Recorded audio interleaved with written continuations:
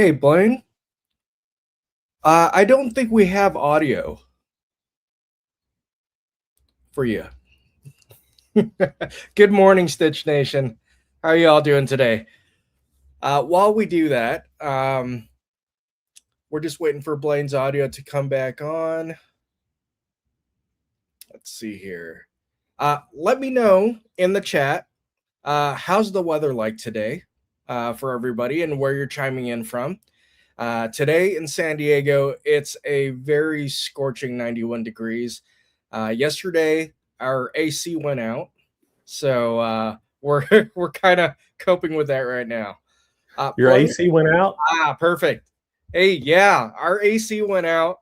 We had a repairman come by, and for the next 3 days, it's going to be a consecutive 91 degrees. So it's going to be pretty bad. Oh, man. Well, sorry about that, everybody. Welcome. Thank you all for joining into our show. And great to have the Stitch Nation out there. Hey, and today I said what I kind of started out with, y'all missed. I said, I hope that y'all have your coffee. I hope that y'all are all sitting in your sewing room relaxed, because our shows today is going to be about 2 hours, 2.5 hours. We've got a ton of stuff to cover. Got some fantastic guests on today.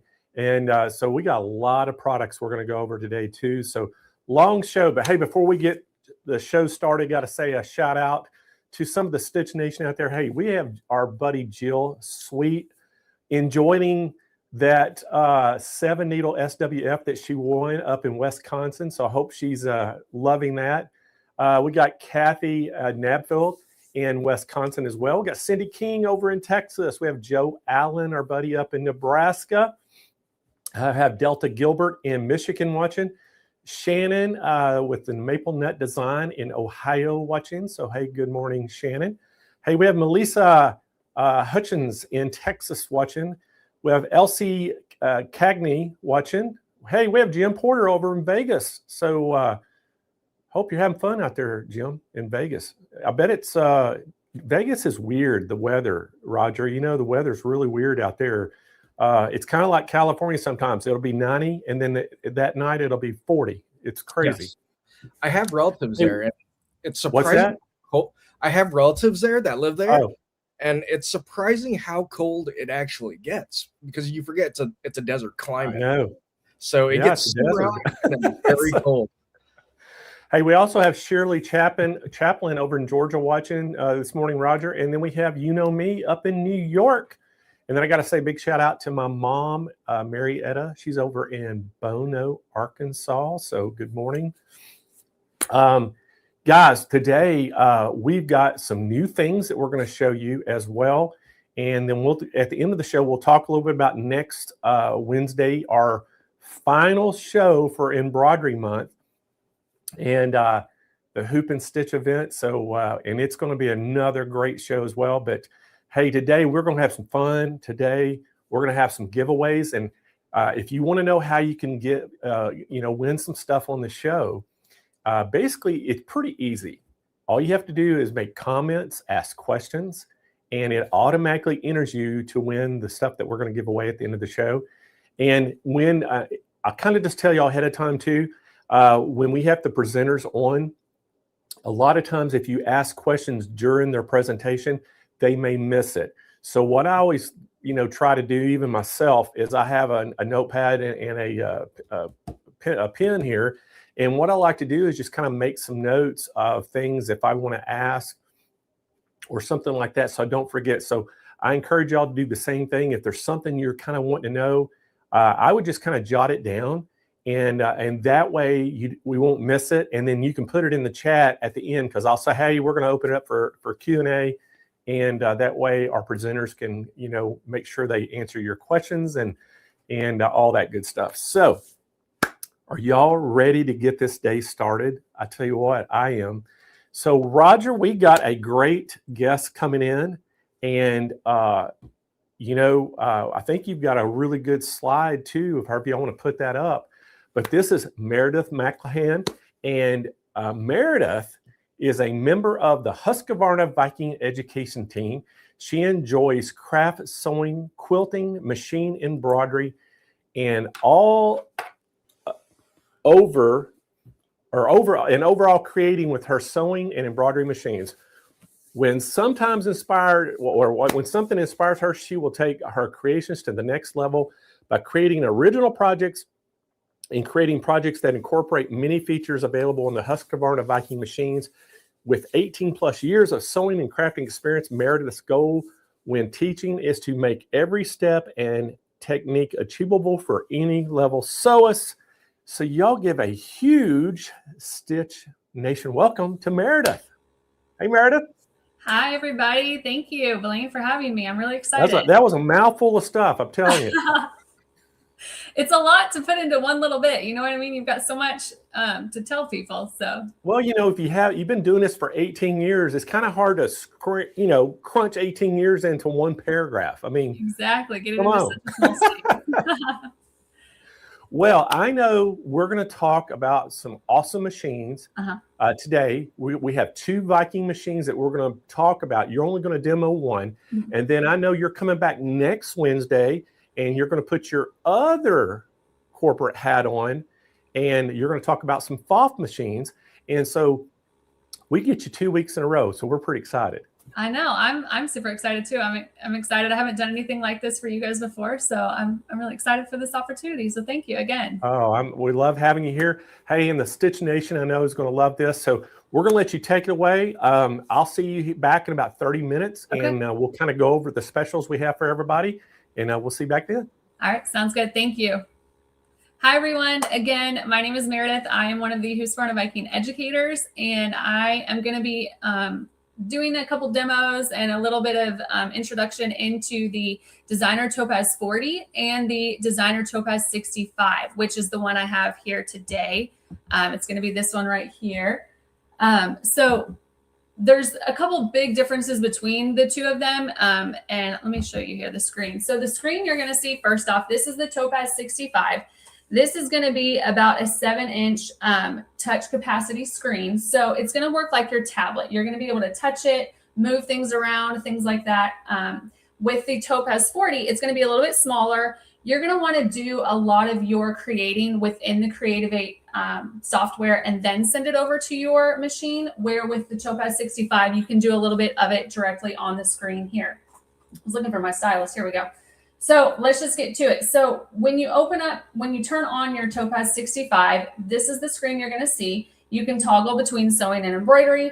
But down here, these are some of the things I wanted to talk about. You have the Creative 8 blog right here. So when you've logged in and you create your Creative 8 account, which is free, you get access to all of these fun tutorials, projects, different exciting things that are happening. All of that's going to be right here on the blog. You also are going to have your user guide. So if you don't have your manual handy, things like that, it's going to be right here on the screen for you. You can search what you're looking for. I love that it's all at the tip of your fingers, ready to be able to find and help you along the way. Then you're also going to have your Joy OS Advisor down here. And the difference between this one and the Topaz 40 is the Topaz 40 is going to have the it's going to have the Sewing Advisor. So you're going to have a little bit of this, but just not as in depth as this is going to take you. So you're going to have sewing, and you can come through here and see exclusive sewing techniques that are available on this machine, different sewing projects. And again, these change all the time. When I was looking at this actually yesterday, this tissue holder was not even on here. It was just the leather tote and this one. So this is ever changing. Things are being added. So always be in the lookout of that. But you're also going to find your basic sewing techniques, your collars and necklines, like all kinds of fun things in here, and instructions on how to do them.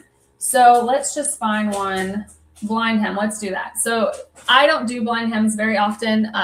They're not my favorite thing to do, but with folding a blind hem, I sometimes forget how I fold it. So right in here, it's going to have instructions on how to do that. And you're going to have video tutorials. So you're going to have that visual of how to do the technique and what you need to do that. So I love that all of that is right here at my fingertips to access. So let's back out here. You're also going to see your different fabric options that you have. You have woven, stretch, leather, and vinyl, and then the different weights that you have. So based off of that, so let me show you something too. This machine is super smart and intuitive. If we go to, let me actually come back over here. Let's do zippers here. So I'm on woven and a woven medium, and I'm going to have 4 different zipper options. But if I switch this to stretch, I only have 2 zipper options. So I don't even have to think about, oh, is this front fly or this fly front zipper going to work on stretch? It's not. So I love that the machine and the Joy OS Advisor has all of that knowledge for me that I don't even have to think about it. You're going to have quilting techniques in here as well. So depending on what you're doing, if you're wanting to do free motion, it's going to help you get set up if you're doing with the spring action, with the floating, and with the ruler feet. All of that's on here. Piecing, if you're new to quilting, it is National Quilting Month and Crafting Month, 2 of my favorite sewing techniques. Binding, using the quilt binder, all of those different things are going to be in here. Again, so much knowledge and information can be found right here on the machine. You're also going to have embroidery, different embroidery techniques, so different types of applique. I know appliques can be kind of intimidating, and so you're going to have different types of applique and how to do them as well, step by step with videos in there also. So lots of different things there. And then if we go back, getting started. This is one of our entry-level machines as well as the Topaz 40. So if you're new to sewing as a whole and quilting and embroidery, all of the setup and the startup is going to be right in here as well. We all, if you work like me, I don't usually get to sew personally till the evening. And so you don't always have help readily available in the evenings. So all of that information on how to wind a bobbin, thread your needle, setting up for embroidery, all of that's right here on the machine for you. Also, if you download the Creative 8 app, you can see all of that information. You tell it what machine you have, and it's going to have all of that right on your phone. Anybody has access to that. So even if you don't have a Husqvarna Viking machine, you can still go in there and find lots of information and good knowledge as well there. So different accessories. This machine also takes the multifunction foot control. The Topaz 40 does not. This, I have this foot. This foot is on all of my machines that I use to sew on. It has 3 different functions on it. It's a great, I just love it. It's a great foot if you foot pedal if you don't have one already. Different accessories, stabilizers, needles. So information on stabilizers. Again, if you're not sure what kind of stabilizer you need, come in here. Look at what the different stabilizers are and what they are used for. So when you open one of them, it's going to give you all of the information. We can make this bigger here. All of the information on how to use it and the best times to use it, things like that. So if we go back, same thing with needles here, advanced features, accessories, all of that's going to be in here. I love this Joy OS Advisor in here. This is one of my go-tos that I click on the most right here. I'm trying to think what else do I want to show you. So let's go into embroidery. So let me show you here. With the Topaz 65, you get 2 embroidery hoops with it. You get a 120 by 120, and you get the 360 by 200 here. With the Topaz 40, you get a 240 by 150, I think it was. Yes, just the 240 by 150. You're not limited to these hoops. You can buy other hoops. The biggest hoops, though, you do get the biggest hoop that you can use. So you can't go any bigger on the Topaz 65 besides this, which is a good amount of space. This is about 14 inches by 7 3/4. Like, that's a good amount of space you have. You can always move your fabric and design position and things like that as well. But the biggest on the Topaz 40 is going to be that 240 by 150, which is about 9.5 by almost 6 inches. So it's a little bit smaller, but it still is a good size. They're both good starting machines if you are new to sewing and embroidery and quilting, or if you're looking for a travel machine. I have a Topaz 40 that I use as my travel machine for retreats so that I don't have to take my Epic 3 with me. And it does everything I need when I'm out and about for that type of thing. Any questions or anything so far before I keep moving on? Just want to make sure I'm not missing any of that. I'm taking a look over there watching those. So if you have them, feel free to type them in. But let's go over here to embroidery. Another great feature of the Designer Topaz 65 is, again, I mentioned you've got this big screen to work with on. You can see your whole hoop here. On the Topaz 40, it is a little bit smaller. It's only about 3.5 inches. So you can see your design, but again, the manipulation and things like that, you don't have as much at your fingertips as you would with this machine. But what's really neat, because this is one of our Wi-Fi capable machines, the Topaz 65, we can access the Creative 8 library right in here. So when you create your Creative 8 account and you get your subscription, things like that, you can see you can access that right here. So we can search for designs. So let's just type in flower. And so any of the designs that you see on the Creativate library on the website, you have access to in here. So I can search flower. I can then narrow it down to a size. So if I wanted it to fit in the 120 by 120, I can narrow it down even smaller to just those designs right there. And then you can sort by, the stitch count, design size, things like that as well. Let's see. So that's going to give you that. And then it also has built-in designs. So the signature designs are what's available here with this machine, but then also the past designs, as well as many other from other machines, are going to be on here as well. There is about 340-ish designs available that are built into the machine. But again, that does not include the thousands of designs available within the Creativate website that you have access to. And they are adding more daily and things like that. So you have text over here as well. Fonts. These are embroidery fonts. These are not sewing fonts. We'll talk about those in just a minute. So you have 8 embroidery fonts, and then you have some of them in different sizes as well. So you really have more than 8 because you have more options than that. I see a couple questions. Let me come back over here and answer those. So do the hoops from the bike? Yes. So what's great about if you are looking to upgrade your machine from a Topaz 30, Topaz 25, Jade, whatever it may be, the hoops that were on those machines will work on these as well. They are still class 7 machines. So everything you have will move up. And that's the case with all of our machines. Even with the Epic 3, if you move up, there's different adapters and things like that. And everything still will work on those machines as you move up. Feet wise, bobbin wise, it's a little bit different. What did I say the largest was? So the largest for the Topaz 65 is going to be the 360 by 200, which is going to be this size right here. And then the largest for the Topaz 40 is going to be the 240 by 150, right? Did I say that right? Yes, 240 by 150. All right, I think that's it. But again, type in those questions. I'm going to keep checking back at those. So let's come back over here. So again, here's our fonts right in here. You have some different features you can do with them as well. So you can curve them. You can, make them wavy. You can bring your design in here and add a name to it. If you're wanting to add a name to a bag with a design, things like that, you can make the font mold to the design that you have as well. So some of those embroidery software features are available here as well that you can do just directly on the machine if you're wanting to do something quick and easy. Let me go ahead and we're just going to bring in a design here. Let's bring in this flower right in there. So we can move it around and manipulate it. We can center it. We can move it if we need to. We can rotate it. It's kind of hard to see since it's already a round design. We can do a little bit of scaling as well. We can duplicate it if you've got a bigger hoop and you want to do that. If you touch and hold, you have all of these options as well. So we can delete it. We can turn our grid on if our grid wasn't already on, if that's helpful for you. Lots of those great features directly right here on the machine. But let's come over here to the palette. So we can come in here and change these colors. I love this feature. This is one of my favorite new things that we have on our newer machines. We can come in here and change our color to exactly what we want. So we have a thread library. So all of the threads, again, that you have access to in the embroidery software, you have here as well. So if you know your thread color, I'm going to throw out a color because let me grab a color right here. And let's see. Let's throw in this pink color I've got right here. So 2374. And it's going to change it. So I'm going to apply and give it just a second.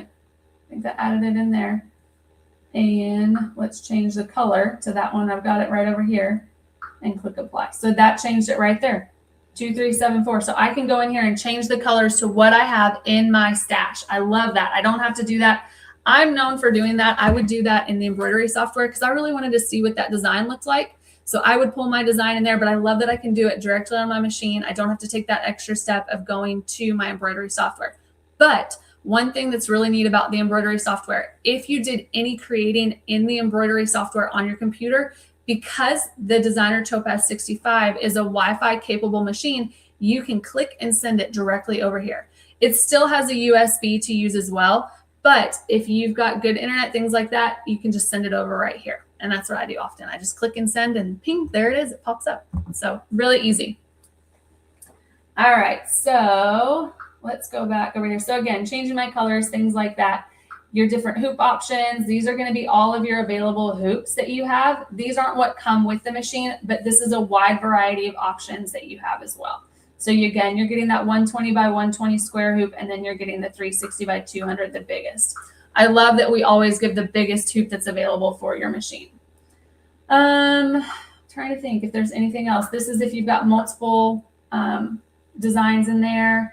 I think that's it with embroidery that I wanted to touch on. Are there any questions on that before we switch back to sewing? Any questions on embroidery? Let's see.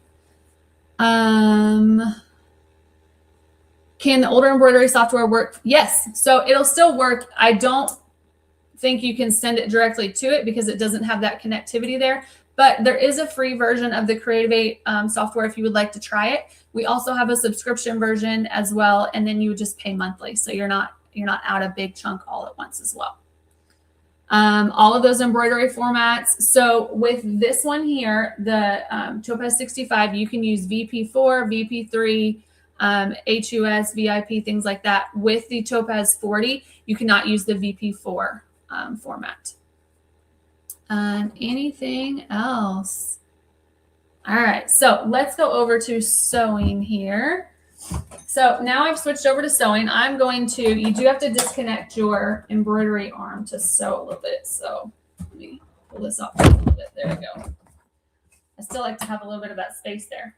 So same thing that you have in here that you had with the embroidery, or I'm sorry, yes, with the embroidery. You can come back up here and let's go back to my sewing. Yep, we're going to clear that work we have there. So I like to start here when I start sewing. I'm going to come up here and I'm going to choose woven and woven medium. And then we're going to select start new so that I know I'm on the right starting page.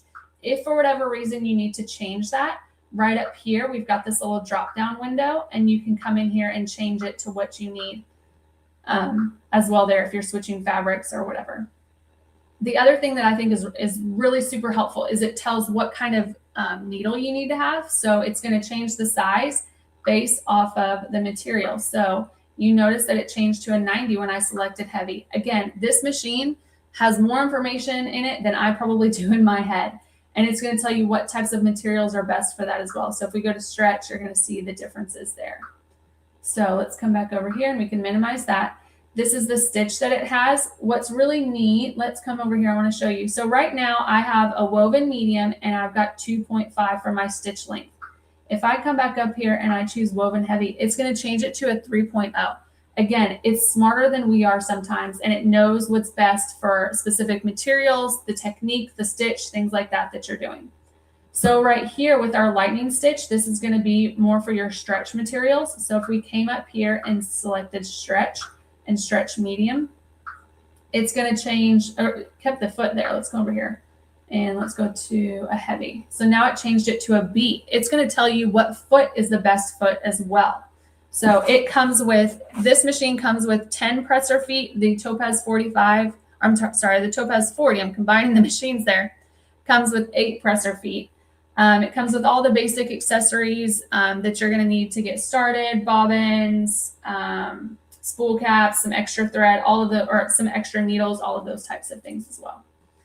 All of the different categories of stitching, but I want you to see up here on top, if you can see right up here, it's going to have all of those categories of the different ones. So you can sort of narrow it down to, you can see, oh, I want to go to the children's ones because that's where it's got some of those more decorative ones right up here.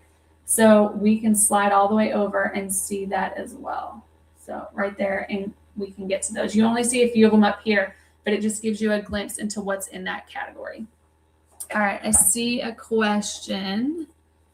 Where did it go? It says, how long has the Topaz 65 been out? Looking at how many years before it becomes, so I don't want to say our machines become obsolete because again, a lot of the presser feet and the hoops and the accessories, all of those things can move from one machine to the next. So I don't want to say that they become obsolete. The Topaz 65 is one of our newer machines that came out just recently. So It's got all of the bells and whistles with the bigger touchscreen, the Creative 8 access, the Wi-Fi capability, all of those things. So this is going to be a good beginner entry level or a good travel machine for you to get into it as well. Hopefully that answered that question there. All right, so let's come back over here and let's just do a little bit of sewing here. So we're going to come all the way back over here. We're going to go to utility and we are going to go to a straight stitch. So I just have a basic piece of cotton right here. I'm going to fold it in half, like if I've got 2 pieces. I'm just going to touch, I've got my hands up here. I'm going to tap my foot pedal. Look at that. My presser foot went down for me. I can program it to stop with my needle in the down position.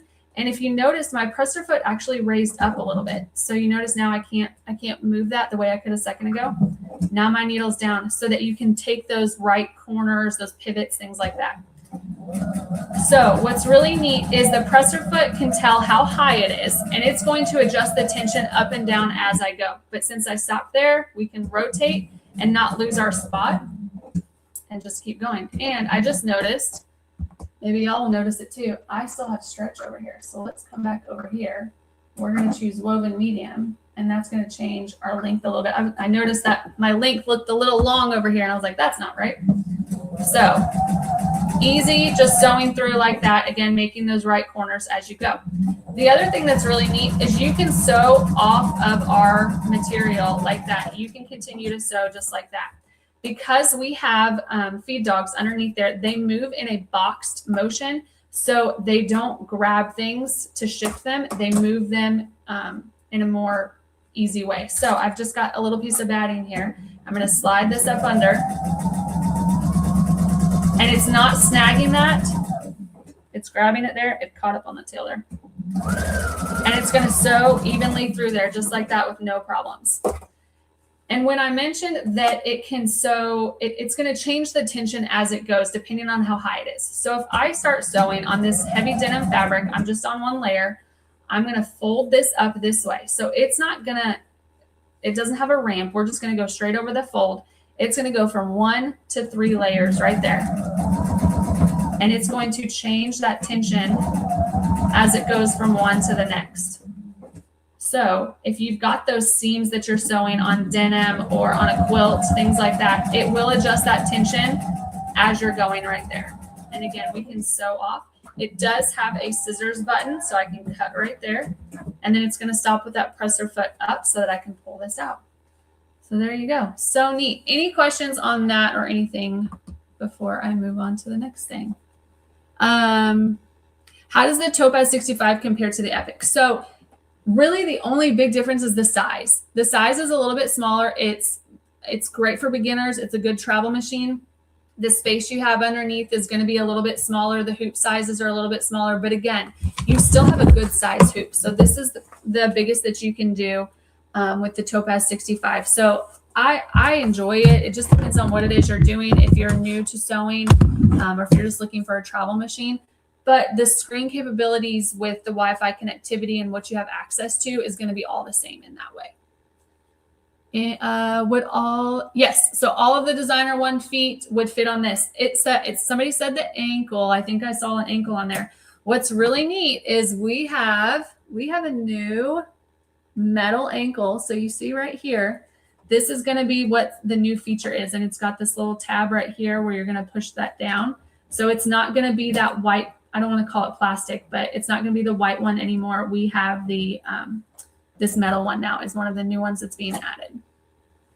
Any other questions there? Let me back this back up.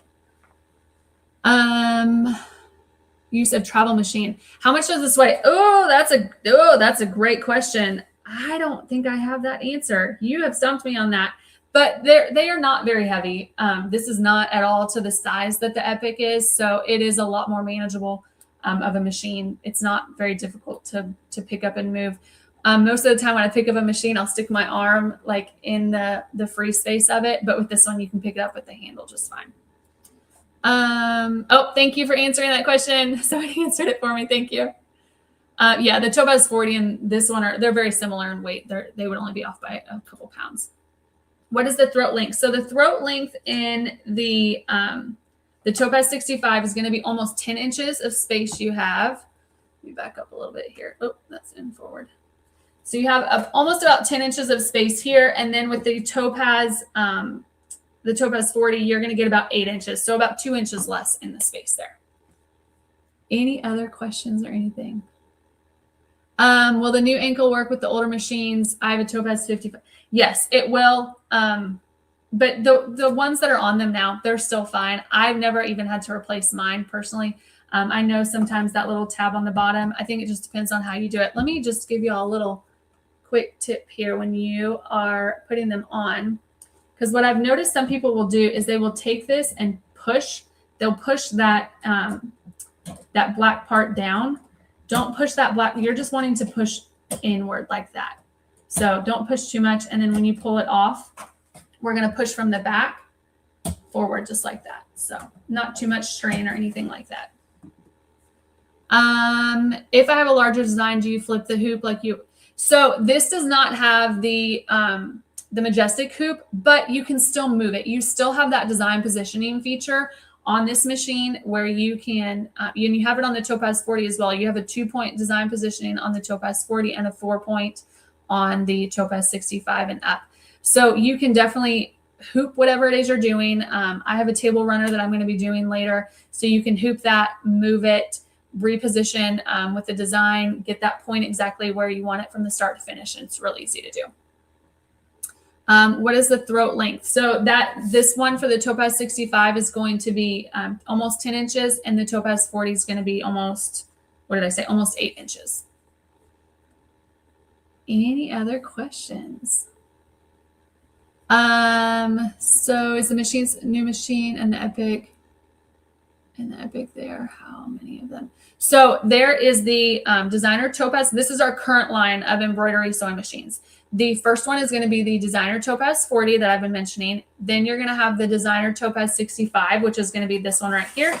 Then we have the designer Sapphire 85. It's 85. I get my numbers mixed up. Then we have the designer Ruby 90, and then we have the designer Epic 3. So those are going to be the 5 currently in our line. Any other questions or anything like that? All right. I'm trying to think if there was anything else. We talked about let's come back over here. Let's look at the machine together. Where did I put my stylus at? There it is. So we talked about the JoyOS Advisor, having access to that.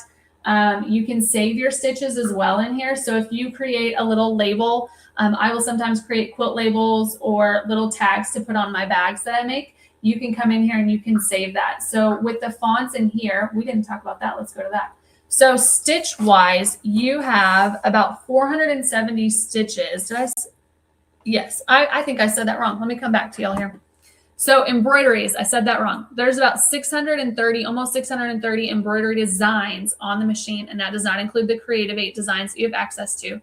That's on the Topaz 65. On the Topaz 40, there is, oh, nope, I did say that right. Hold on. Backtrack. I'm so sorry, y'all. I'm getting my numbers mixed up. I'm trying to compare two machines and getting them mixed up. Topaz 65. Let me start again. 340 embroidery designs, not including the Creative 8 access that you have.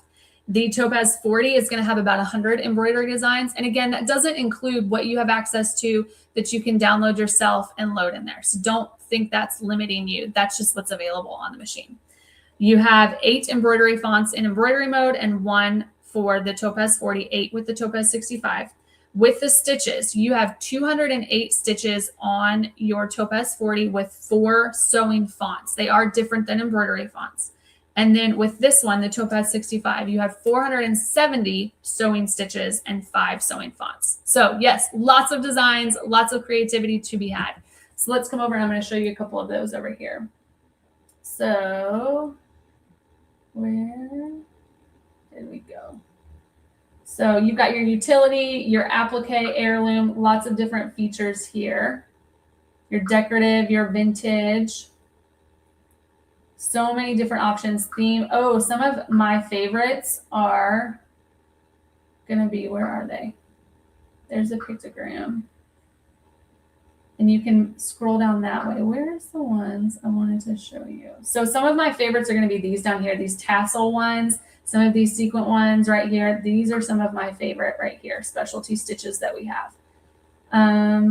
Single motif ones, theme ones, so many different options you have to be creative in there. Let's come back up here. We talked about the blog. We talked about having access to the manual. So, and then you're going to see all of your designs within embroidery there too. Free motion down here if you do quilting. So there's different options for free motion. You have your free motion spring. This is going to be like your sensor Q foot. When it says spring, that's anything with a physical spring or an up and down movement like that. Then you have your floating, which is going to be your R foot, and that comes with this machine. And then you have your ruler foot. The ruler foot is not available on the Topaz 40. It's just these two options here. So I like those different options. And there is a difference in them. So you want to make sure you select the right one because your machine is going to work in a different way based off of that. You have your tie off, your create sequence down here. So you can see on the screen, here's our fonts right here, some of those. So if we chose, let's just do A, B, C, we can see that right on here. What's really neat too is on this screen, this is what the life size is. It's what the life size stitch out is going to be. That is a mouthful, goodness. So what you see here is exactly what it's going to be when you stitch it out, which I think is super helpful when you're wanting to make sure you have something the right size for what it is you're doing. All right, I see another question. Do the magnetic hoops work well with the Topaz 65? Constant troubles with my designer told multiple. So what kind of troubles are you having with them? I use the magnetic hoops often and the metal hoops often. I use that mainly for my quilting and things like that, or towels, anything that's thicker like that, because you can easily place it and get it moved. But I personally have not had any issues using the metal magnetic hoops on any of our machines. So I apologize that you've had that experience. Did you mention the feet? So yes. So the Topaz 65 comes with 10 feet and the Topaz 40 comes with 8. You do get the zipper foot. Here, I'll just go through them all. You get the A foot and the B foot. And the difference between the A and the B, there is a difference because I like to test people on this sometimes. The A foot and the B foot. The B foot has the little ramp on the back. So when you're doing thicker, more decorative stitches, you want to have that B foot on. It comes with a piecing foot, the D foot for blind hems, the J foot for seam and overcast. It comes with a C foot for buttonholes, and then it comes with the automatic buttonhole foot as well. This is the one that I use 100% of the time. This is my favorite go-to. For buttonholes, it does come with the zipper foot, and it comes with the H foot. It comes with a lot of other things, you know, seam ripper, bobbins, needles, thread nets, all those good things. And that's going to be with both of them. The feet is just the only difference. Yeah. Any other questions or anything like that? I know I'm getting close to my time. I was worried I was going to run out of time, actually. Meredith, we had a question very early in the presentation regarding updates. Do they have to keep the machine on in order for the updates to propagate, like the OS and everything? Yes. So that's funny you say that. When I turned my machine on this morning, I actually had an update that it wanted to go through. So yes, the machine, it needs to be on for it to access it. And what's neat though is when you're connected to the Wi-Fi. So let me show you here how easy it is to connect. So right over here, let me get rid of this guy. Wi-Fi, I'm connected to my Wi-Fi right now. Really simple and easy. Then I'm going to log into my Creative Aid account, which is right here. You can sign out as well there. But when you turn your machine on, it will say, hey, there's an update. Do you want to go ahead and process it through? You can say, no, not right now, or you can do it later. And so if you do it later, you just turn your machine. I think I said that the same thing. You can do it right then, or you can do it later. So when you turn your machine on and back off and back on again, it'll prompt it again.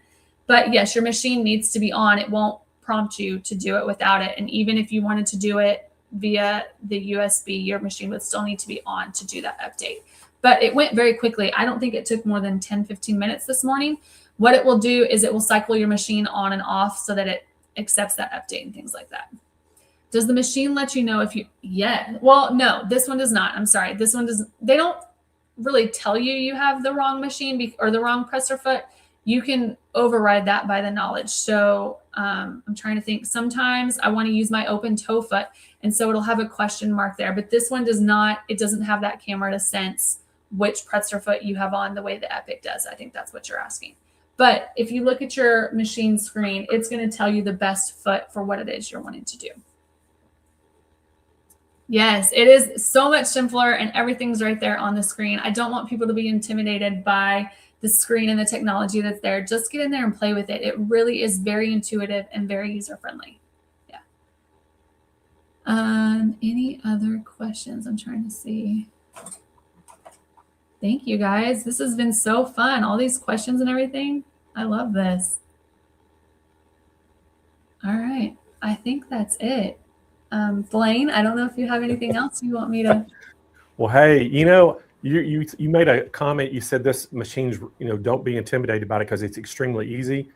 I've actually took a class using this one, and if I can do it, anybody can do it. I'm telling you. Yeah. It's, it was pretty easy to me to navigate through it. I thought it was really easy compared, and that's what's amazing. If you think back 10 years ago, the technology we have now just makes the machines even easier to use. It's yes. Amazing to me. Yes.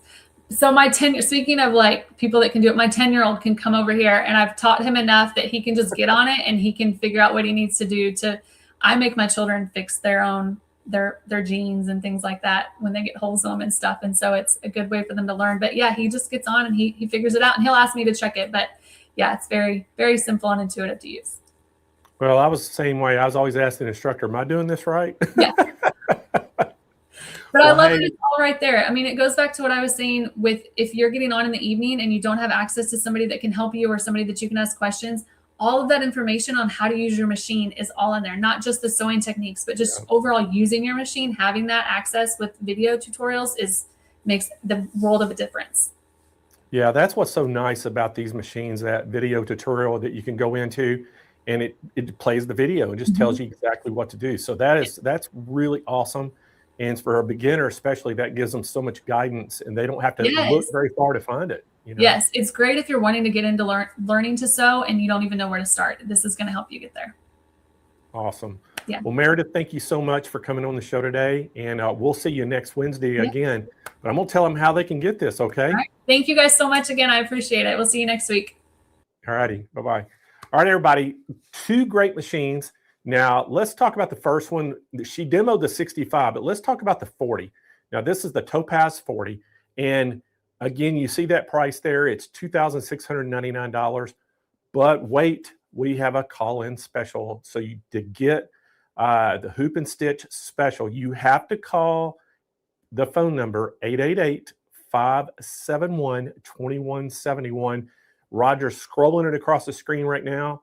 If you want to go and just check out the machine as well, you can just go to siistore.com. That's our website. Go to that website.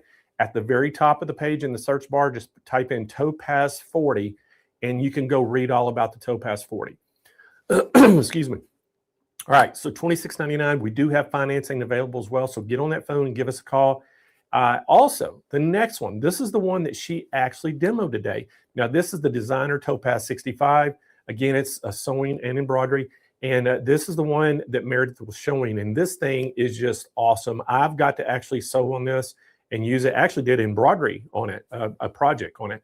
And this thing is just so user-friendly. And it is, you see that machine and all the different things it can do. It's almost intimidating, but I'm telling you, it is so easy to use. And it has that massive hoop on it, huge embroidery field on there, $4,999. But we have the Hoop and Stitch special. You got to call in to get that special and talk to Lacey, 888-571-2171. And again, if you just want to check it out on the website, it's siistore.com. In that search bar, just type in Topaz 40 or Topaz 65, and you can see each one of those and read all the specs and things. But guys, I promise you, you will not be disappointed.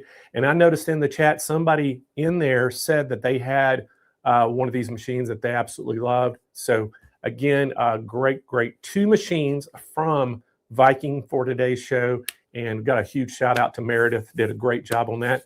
All right, Roger, we are ready to keep going on. And guys, we are our educational session right now. And we have one of our really good friends of the show coming on, and her name is Dawn Chace. And Dawn is, I'm not even going to read the demo up, the specs on it. Y'all can read that. I'm just going to tell you my experience with Dawn.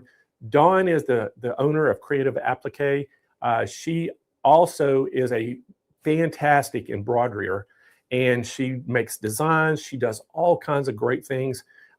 She's a very good digitizer, and she has an SWF embroidery machine. And she, why she knows these machines so well too is because every design that she comes up with, she has to sew it out on her embroidery machine to make sure the digitizing, everything was great on that design. And she's got 7,000 designs on her website. And so she's here today. We're going to do a little in the hoop project. So y'all give a big Stitch Nation welcome to Dawn Chace. Hey, Dawn. Hi, Blaine. Hello. How are you? I'm great. How are you doing? I'm doing fantastic. I laugh every time we start the show because we have you on the intro video. It's like when it shows about guests, and you had your New Year's Eve little crown thing on. So every time I see that, I just laugh because I said, well, I guess we dated ourselves with that shot. Yep, pretty much. Well, I've got to say a big shout out to you as well because y'all, the swag that we give away has 2 different designs that we're doing. One of them is the crazy sewing lady. Everybody absolutely loves that. And then the new one that you gave us that we're putting on stuff to give away is that sewing coffee and chocolate's all I need. And everybody's loving that as well. And so big shout out to you for doing that for us. And then again, we're going to talk about today, when you get finished up with your educational project session, I'm going to show everybody the 10 exclusive designs that you created for us, or design bundles, I should say. They're bundles, 10 different bundles that have loads of designs in there. And we're going to go over those today as well. And great. And we're going to give one of your designs away at the end of the show today. A whole bundle. A whole bundle. We're going to give them, let them choose which bundle they want. That's an exceptional prize. I would want to win that. All right, Dawn. Well, I know you got a lot to cover. I'm going to let you get going. We'll see you back here in about 45 minutes. Excellent. Thank you so much, Blaine. Hi, Stitch Nation. I'm so happy to be here today. We're going to do an In the Hoop project. So if you are experienced with In the Hoop projects, I think you're going to love this one because it's super fast and fun and easy to do. And you can pump them out. And it's a great project to use with lots of different types of fabrics and seasons and stuff like that. And if you're a beginner and have never really ventured into the world of In the Hoop designs, this is a very beginner-friendly project. And so I'm excited that it works for both the beginners all the way through the advanced. So let me switch over to the mat and show you. Here is a sampling of 6 of the mug rugs that are in one of the bundles that is an exclusive for Stitch It International. This is only 6 of the 16 that are included in the bundle that is offered through Stitch It International. So I included all seasons to include, I don't have all of them here, but there's obviously Christmas, there's Halloween, there is St. Patrick's Day, Mardi Gras, Father's Day. We have a winter one here that says, let us sew, let us sew, let us sew. There's a graduation one. There's a Mother's Day, 4th of July, spring, Thanksgiving. So every holiday, there's also an Easter one. Every holiday season is included to include 16 mug rugs. They come together super fast. They're very simple and easy to make. They're all in one size, just 5 by 7. So no matter which one you're going to do, you cut the fabrics the same for every single one, depending on the holiday that you're doing for the season. Or, something like this, the graduation one could be done in school colors. So that's super fun. This Let Us Sew one I did to match my sewing room. So that's a great thing to do.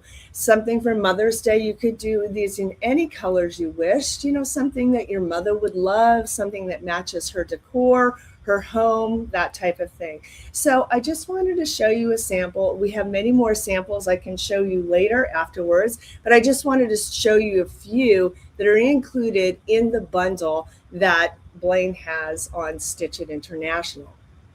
So for starters, let's talk about the supplies you're going to need for this project. So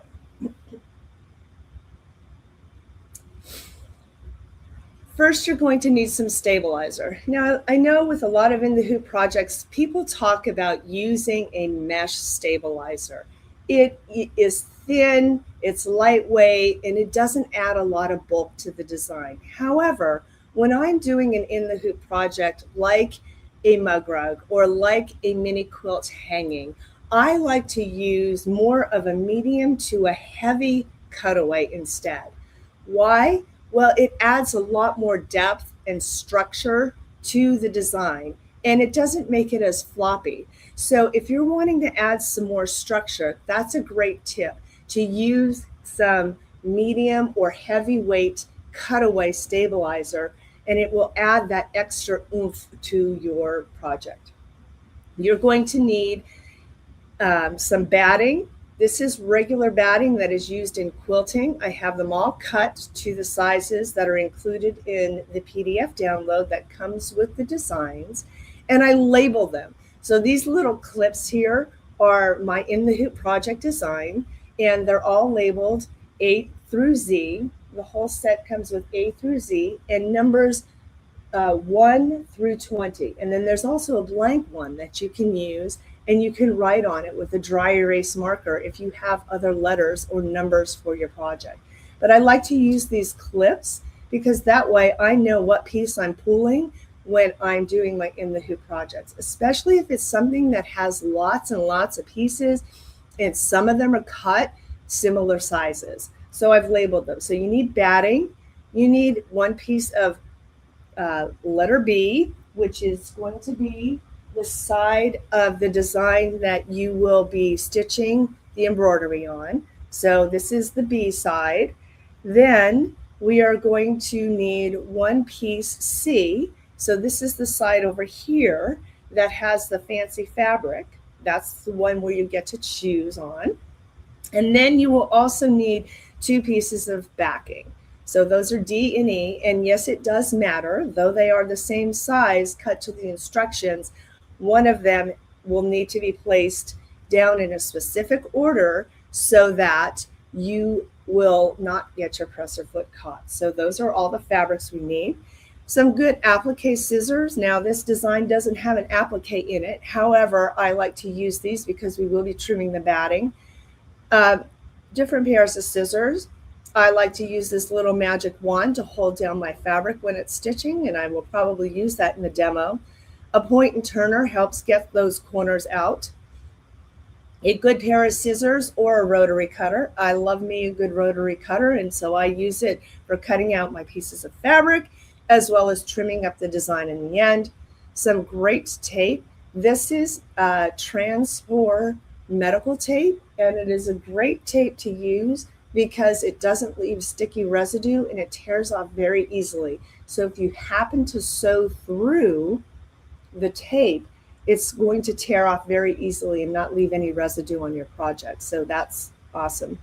Also, you know, your embroidery thread for the colors that you're going to be using for your design, your bobbin, some steam seam too. The back of these are an envelope closure. And so because it's an envelope closure, you can either hand stitch it if you want, but truth be told, to me, hand is a 4-letter word and I can't go there. So I love me some steam seam too, to be able to close up that opening on the back there. So that's what the steam seam 2 is for. A quilting ruler, I like to use this to help trim it up at the end. Included, let me move this stuff out of the way because it's getting a little bit crowded. There's also PDF download included with the mug rugs. So all of the mug rugs have this PDF included. This is a generic one that shows you exactly the pieces and parts that get put down. It's 10 pages long with photos, as you can see. And this way it helps you understand exactly how things are placed down in what order. When you're stitching a specific design, today we are going to sew the infamous crazy sewing lady onto a mug rug.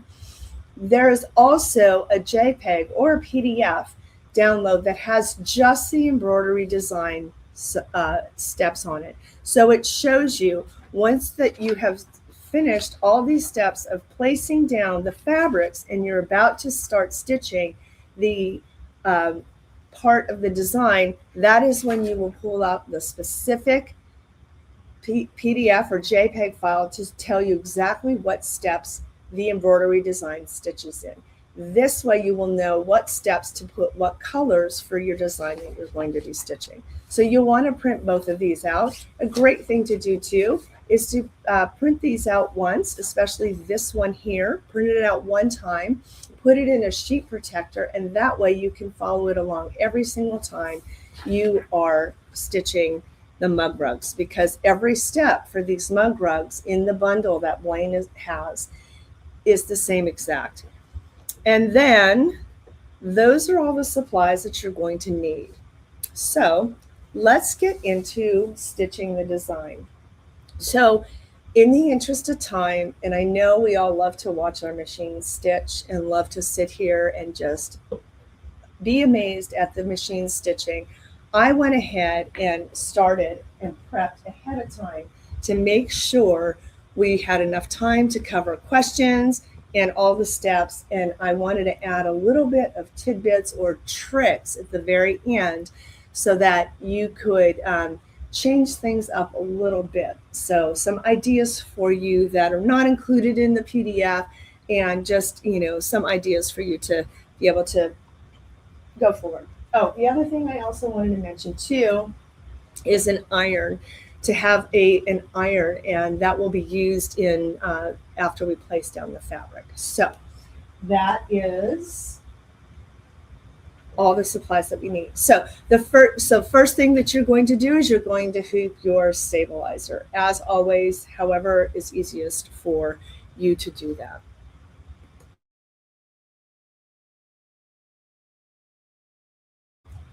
So I hooped my stabilizer, and the first thing I stitched was the outline placement stitching.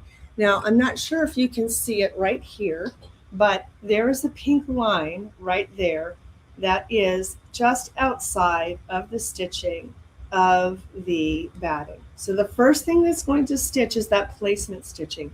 That placement stitching is going to say, hey, let's get that batting. The batting is the next step. We place the batting down, and then we tack down, stitch down the batting. So the placement line tells you exactly where we're going to place the batting. So we place the batting covering all of the stitching. Now that we've placed the batting down, and I tacked that down so that I can now trim it. So one of the things about all of my designs is I do a separate step so that the batting is tacked down in an individual step. Dawn, why do you do this? I do this so that you can trim it, and this is an optional step. You don't have to trim it, but I trim it on purpose to get all that bulk out of the seam. So one of the things that's helpful is that when you trim it, all that batting and bulk is out of the seam. So now this is going to lay flat. So when you put this down on your surface and you go ahead and put a mug, you know, whatever is in your mug, that's up to you. That's your choice. No judgment here. But whatever is in your mug, you're not going to have this big bulk on the edge that could potentially cause your mug or glass to wobble. So that's one of the things that I do, is I make sure that the stitching is inside of that exterior placement line, and then you can trim away that excess batting right now so that it's not going to leave extra bulk in your seam. And as I mentioned, it's optional. So if you don't want to trim it, you don't have to. You can place down the batting You can stitch it down and then you can go on. Okay, so the very next step that we are going to do is we are going to take, I'm going to get my pieces set correctly here so I'm ready. All right, so the batting was piece A. We took piece A, we placed it on top of the placement stitching, and we tacked it down. So now we are finished with piece A because that's already tacked down.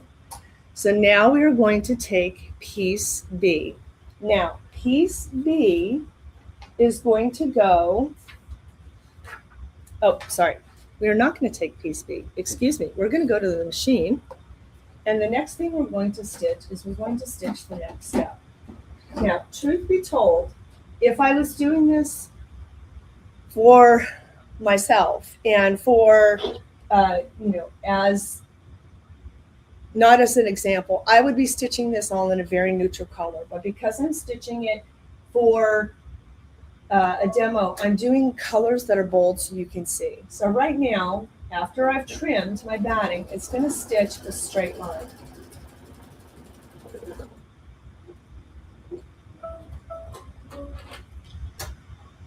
Now, if you have questions, please feel free to ask. It's hard for me to watch the questions as I'm also stitching. So if you have a pressing question that needs to be answered at the time that I'm actually stitching, please put it up there, and hopefully Roger can maybe put it on the screen. If I end up missing it, please.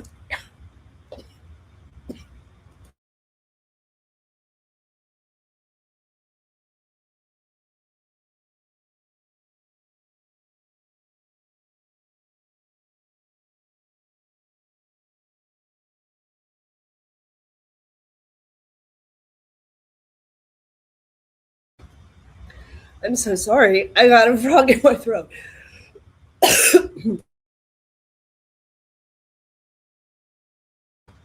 Okay, so if you have a question, maybe Roger can put it up on the screen.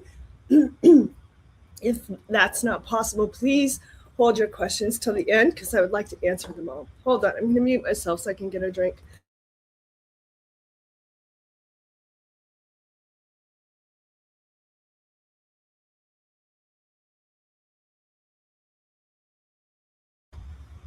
Okay, hopefully that's gone. Oh, I'm so sorry about that. All right, so now we stitched that line right here. This is to show you where to place the next fabrics. Where do you get the clear clips to add the alphabets on the clips that you're using?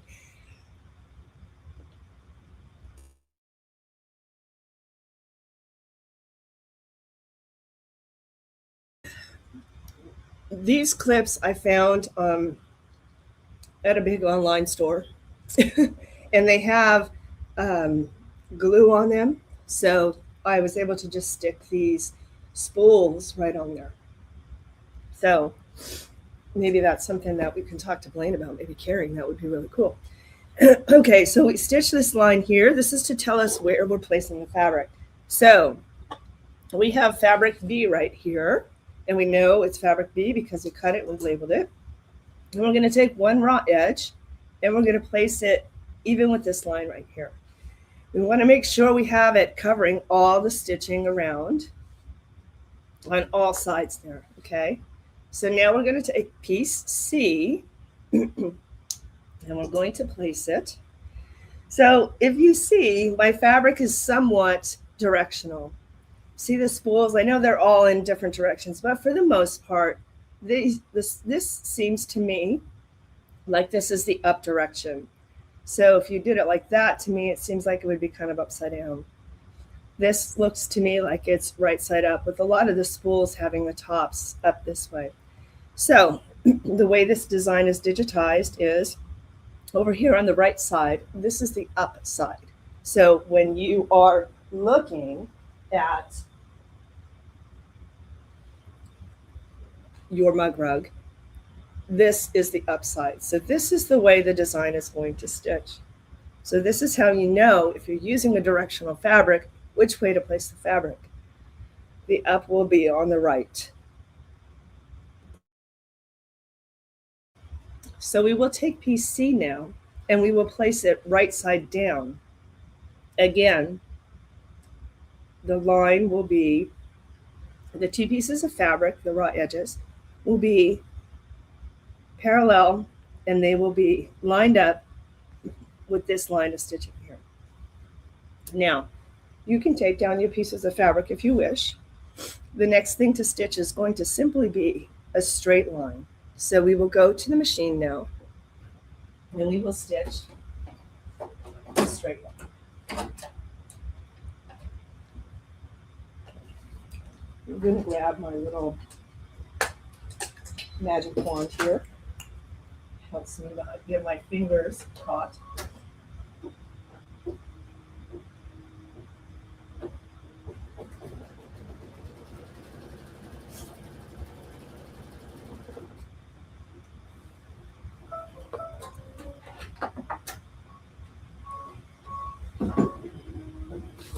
Okay, so we've stitched that.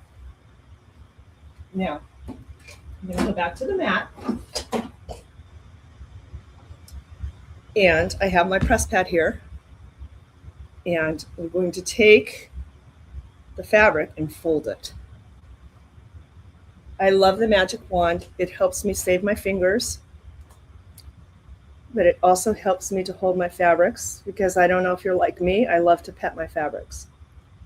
I know that's a weird saying to say, but I like to touch my fabric. And so for me, the magic wand helps me be able to hold it down where I want it to hold it. So now we've pressed it, we flipped it and pressed it. Now we're going to go back to the machine. And I'm going to change out my thread, because the next thing that's going, well, actually, yeah, I'm going to change out my thread. The next thing that's going to stitch is going to be the perimeter of the design. So it's going to stitch all the way around the outside.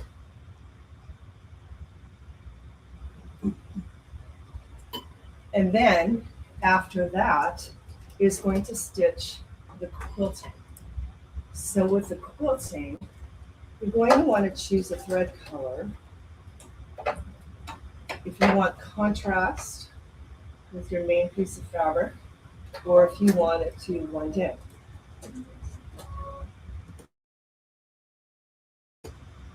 So the first thing to stitch right now is going to be the rectangle around to hold these pieces of fabric down.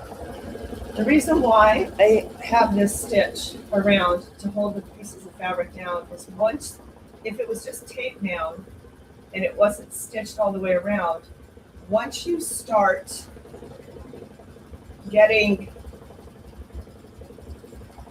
all the design elements stitched over here on this part of the mug rug, it's going to start pulling on that fabric and pulling that fabric in. Okay, so we stitched the rectangle. Now it's going to stitch the quilting.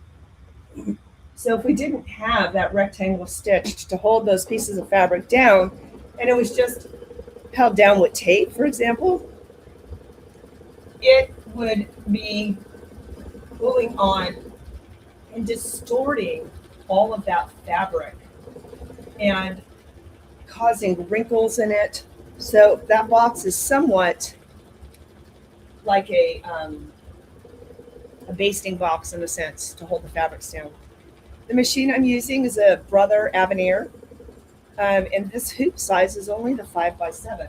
All of these designs in that bundle that Blaine has are 5x7.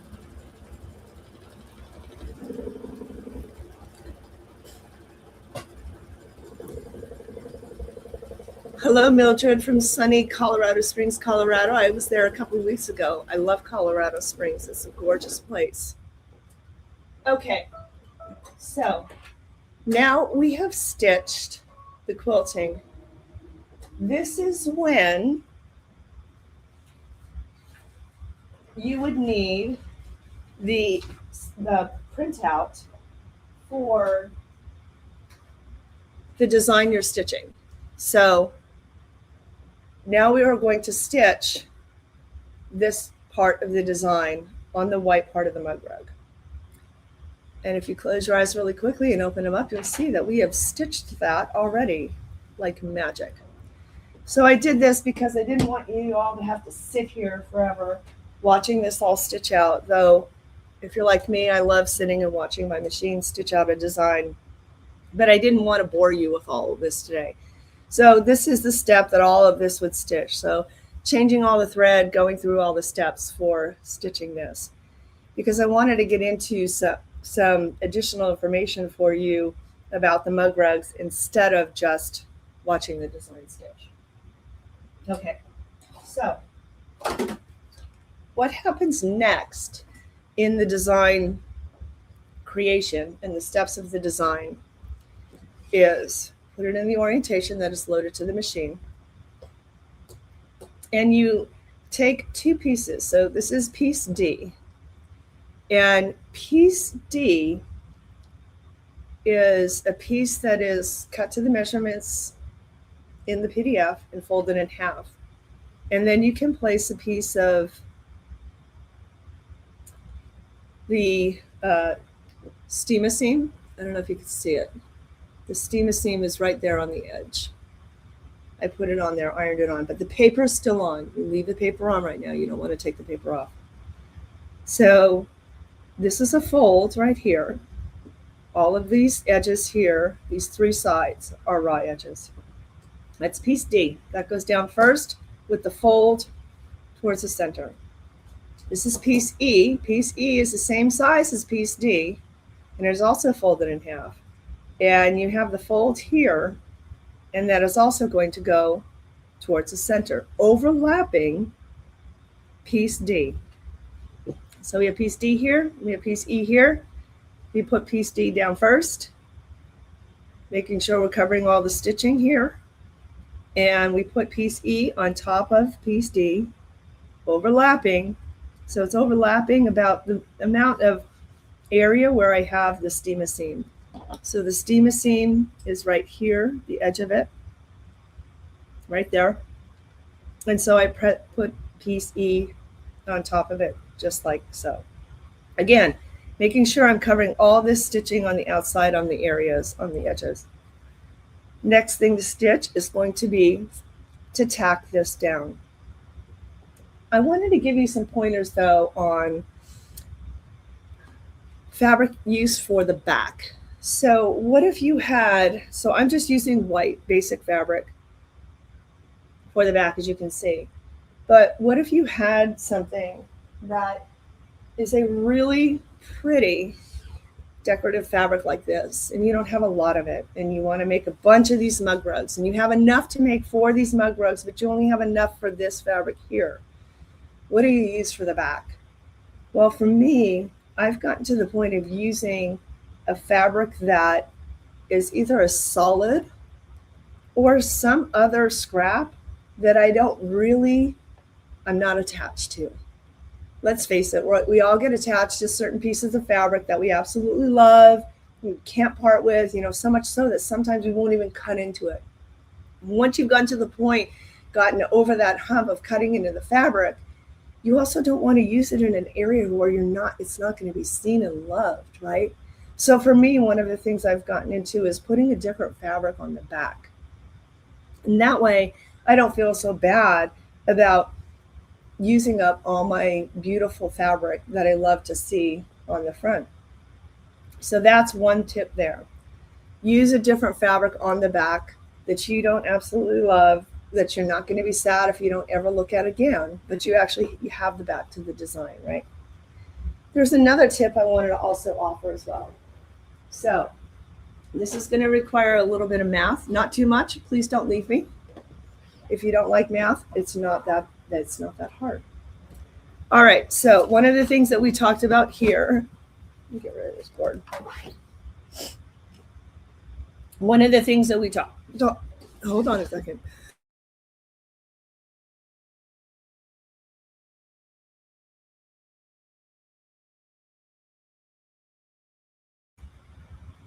Okay, one of the things that we talked about here is how these two pieces of fabric are full pieces.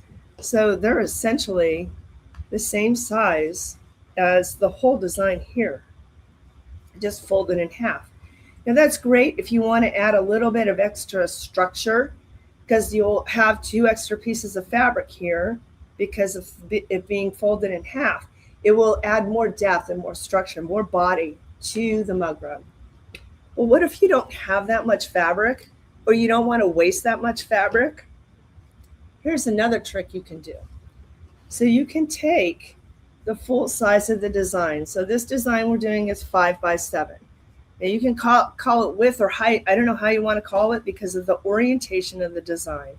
But one of the things you want to be aware of is that you can take, the way I do the math, this design is 5 inches, for sake of the way it's positioned right now, okay, is 5 inches this way by 7 inches that way, okay? So 5 inches this way, 7 inches that way.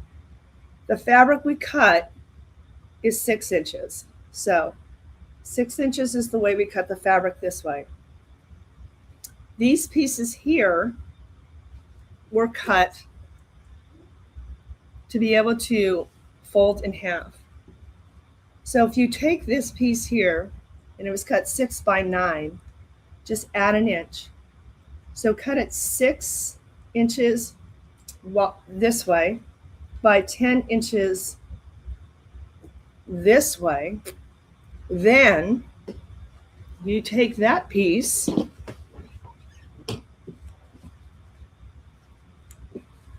and then you take the 6 by 10 piece and you cut it in half, not in exactly the halfway spot. Cut it a little longer on one edge, about an inch longer on one side than the other. So about, this piece here is 4 inches. So I actually cut this one 6 by 4. So then what you can do is you could take the one piece and fold an edge on it, place the steam seam 2 right there. This would then be piece D right here. We're going to place that down. We're going to take piece E and we're going to place it on top, overlapping. We want to make sure we're overlapping this raw edge, just like so. And then you can go and tack this down. So it is very important, though, that you place piece D first with the folded edge down, and then place piece E on top of it, because the way the design is digitized, you'll see it in the next step, it'll start stitching in one direction and go backwards in the other direction. That's to prevent your presser foot from getting stuck underneath the edge. So that's another tidbit. I hope I didn't confuse you. If you have questions about it, send me an email and I will hopefully be able to explain it to you a little better. But I wanted to give you that little tidbit of information. So anyway, we're going to go back to what the design actually says. And we're going to place the folded edge of piece D. Piece D has fold here and the steam seam on that edge. Piece E with the folded edge overlapping, covering all the stitching. Okay. Now we're going to go back to the machine and we're going to stitch this final step.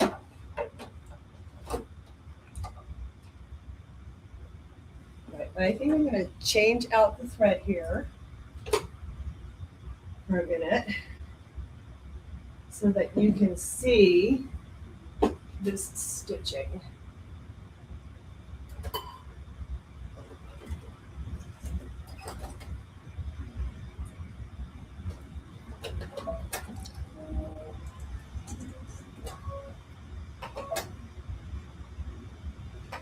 All right, now I'm going to skip the machine forward. Oh, one other thing I wanted to mention too is if you have the ability to raise the presser foot on your machine, you might need to do that for this design. It just depends on your machine. Right now, I don't think I have mine. Yeah, mine is not raised right now, so it's okay at this height. All right, so now remember how we talked about it's going to start stitching in one direction and then go back and start and go around? That's on purpose, so watch that. That's because of the way we've laid and placed the fabric down.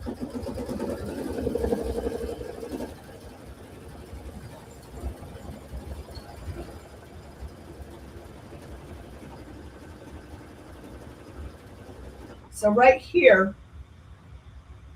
had you laid them down differently, right here, your machine would be getting caught on piece D and getting stuck underneath it.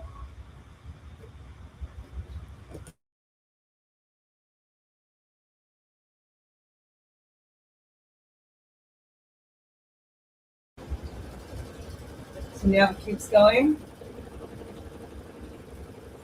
And it goes around twice on purpose for extra added structure, stability, closure for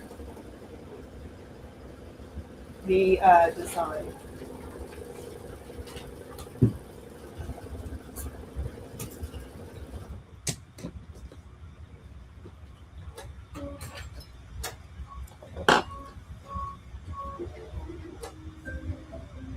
And we have finished. All right, so back to the mat. All right, so we finished stitching the whole design. See how fast that was? In all honesty, that design, even with this crazy sewing lady, part of it was only 18 minutes long. All right, so they come together really, really fast. And I love to, that's awesome, Deborah. Once you start doing in the hoop projects, you will be hooked because you can do so many things and it's amazing. One of the things that I love too is that I will take several of these designs and combine them into one hoop and stitch them on my SWF machine, and I'll knock out a bunch of these in such a short amount of time. All right, so what I'm hooping now, and now I get my rotary cutter, and I like to use my quilting ruler, and so I'll use the 1/8 inch mark. This is up to you on how much you want to leave exterior past the stitching. I like to use the 1/4 inch mark and trim off that amount on all four sides. You could do this with scissors if you wish. I just love my rotary cutter and my quilting roller and having it all be exact.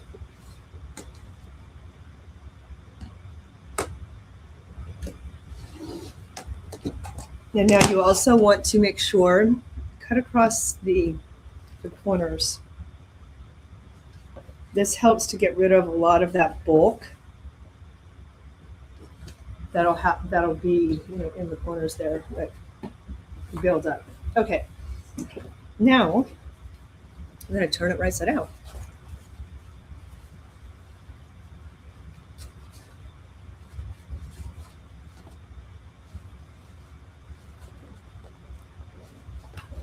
Aw, thank you, Cindy. That means the world to me coming from you.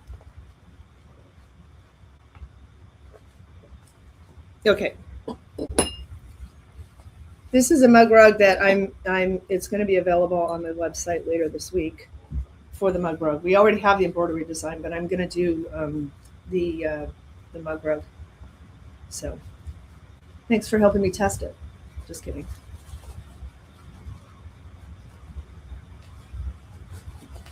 So now you see how I do test stitching too. Live in person. Right now I'm using my point turner, just getting into those corners, pushing it out really well. Okay, so now that we've done that, I need to get my mat, pressing mat. Love me a good little pressing mat here. Now when I press, I like to roll like this to get the back on the back as much as possible, so it's not showing through as much on the front. Now remember, I have the steam seam right under here, right under this fold, but it still has the paper on it, so it's okay.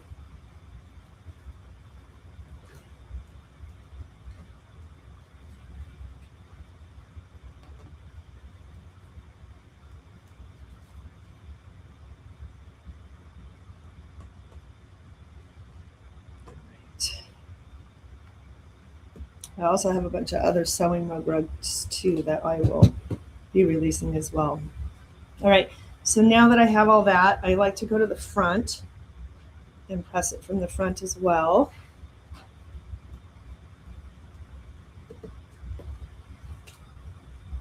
See some of that.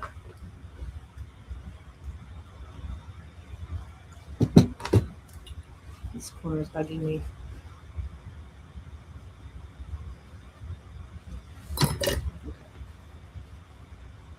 That's better.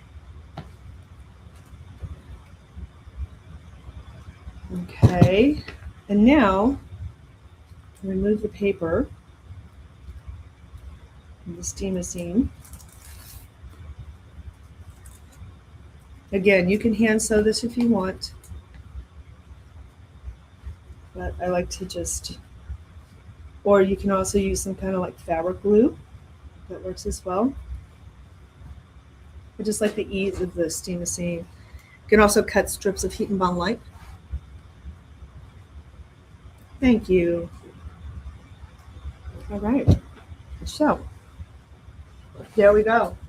There is our Crazy Sewing Lady mug rug. And as I mentioned, all these steps are the same exact for all the mug rugs that are in the bundle that Blaine has.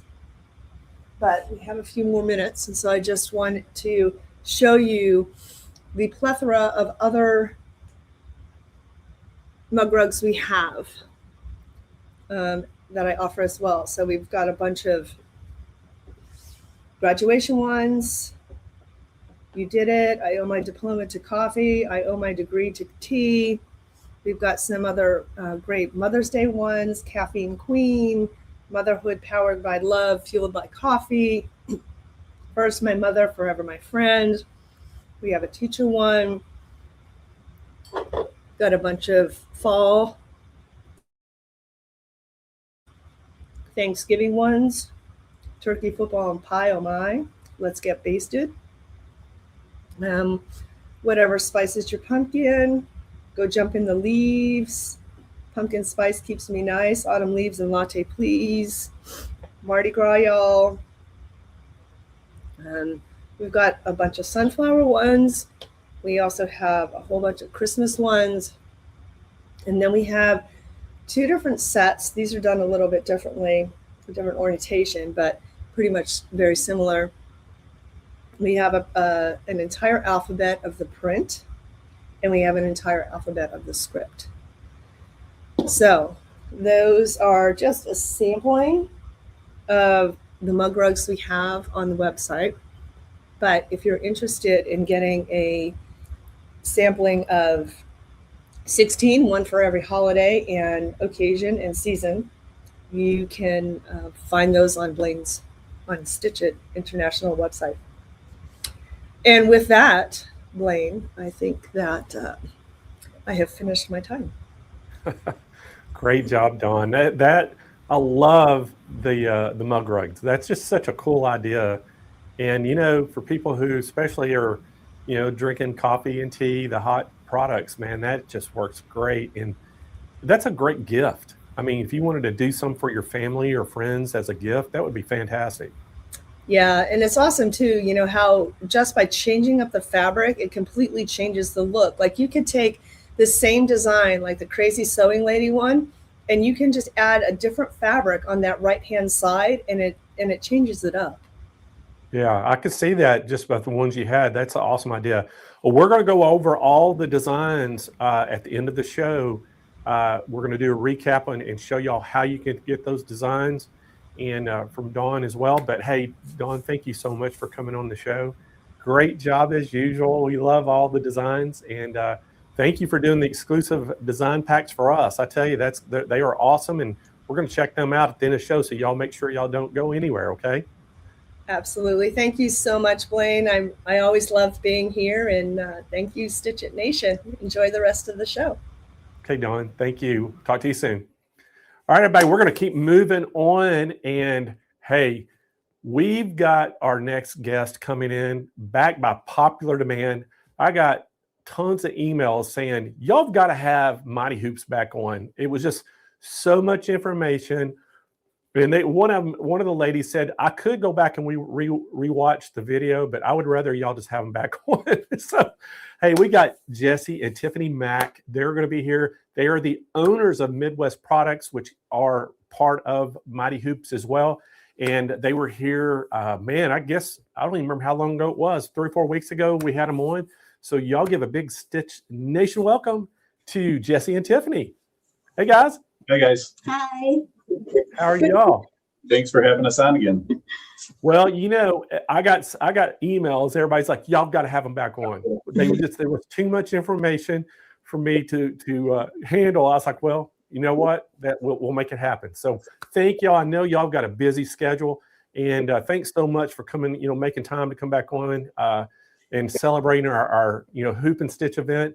But I'm gonna let y'all get going. I know you got a lot to cover today, and we're gonna cover some new things today as well. And we've got some specials we're gonna go over when y'all get finished. So I'll see y'all back in 30 minutes.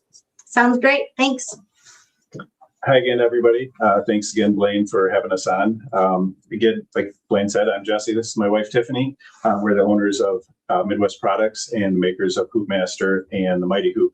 Our tools are used to make basically the preparation of fabric and garments for the embroidery process a lot easier to prepare the fabrics and garments to do the embroidery. We've been making these products for about 28 years now.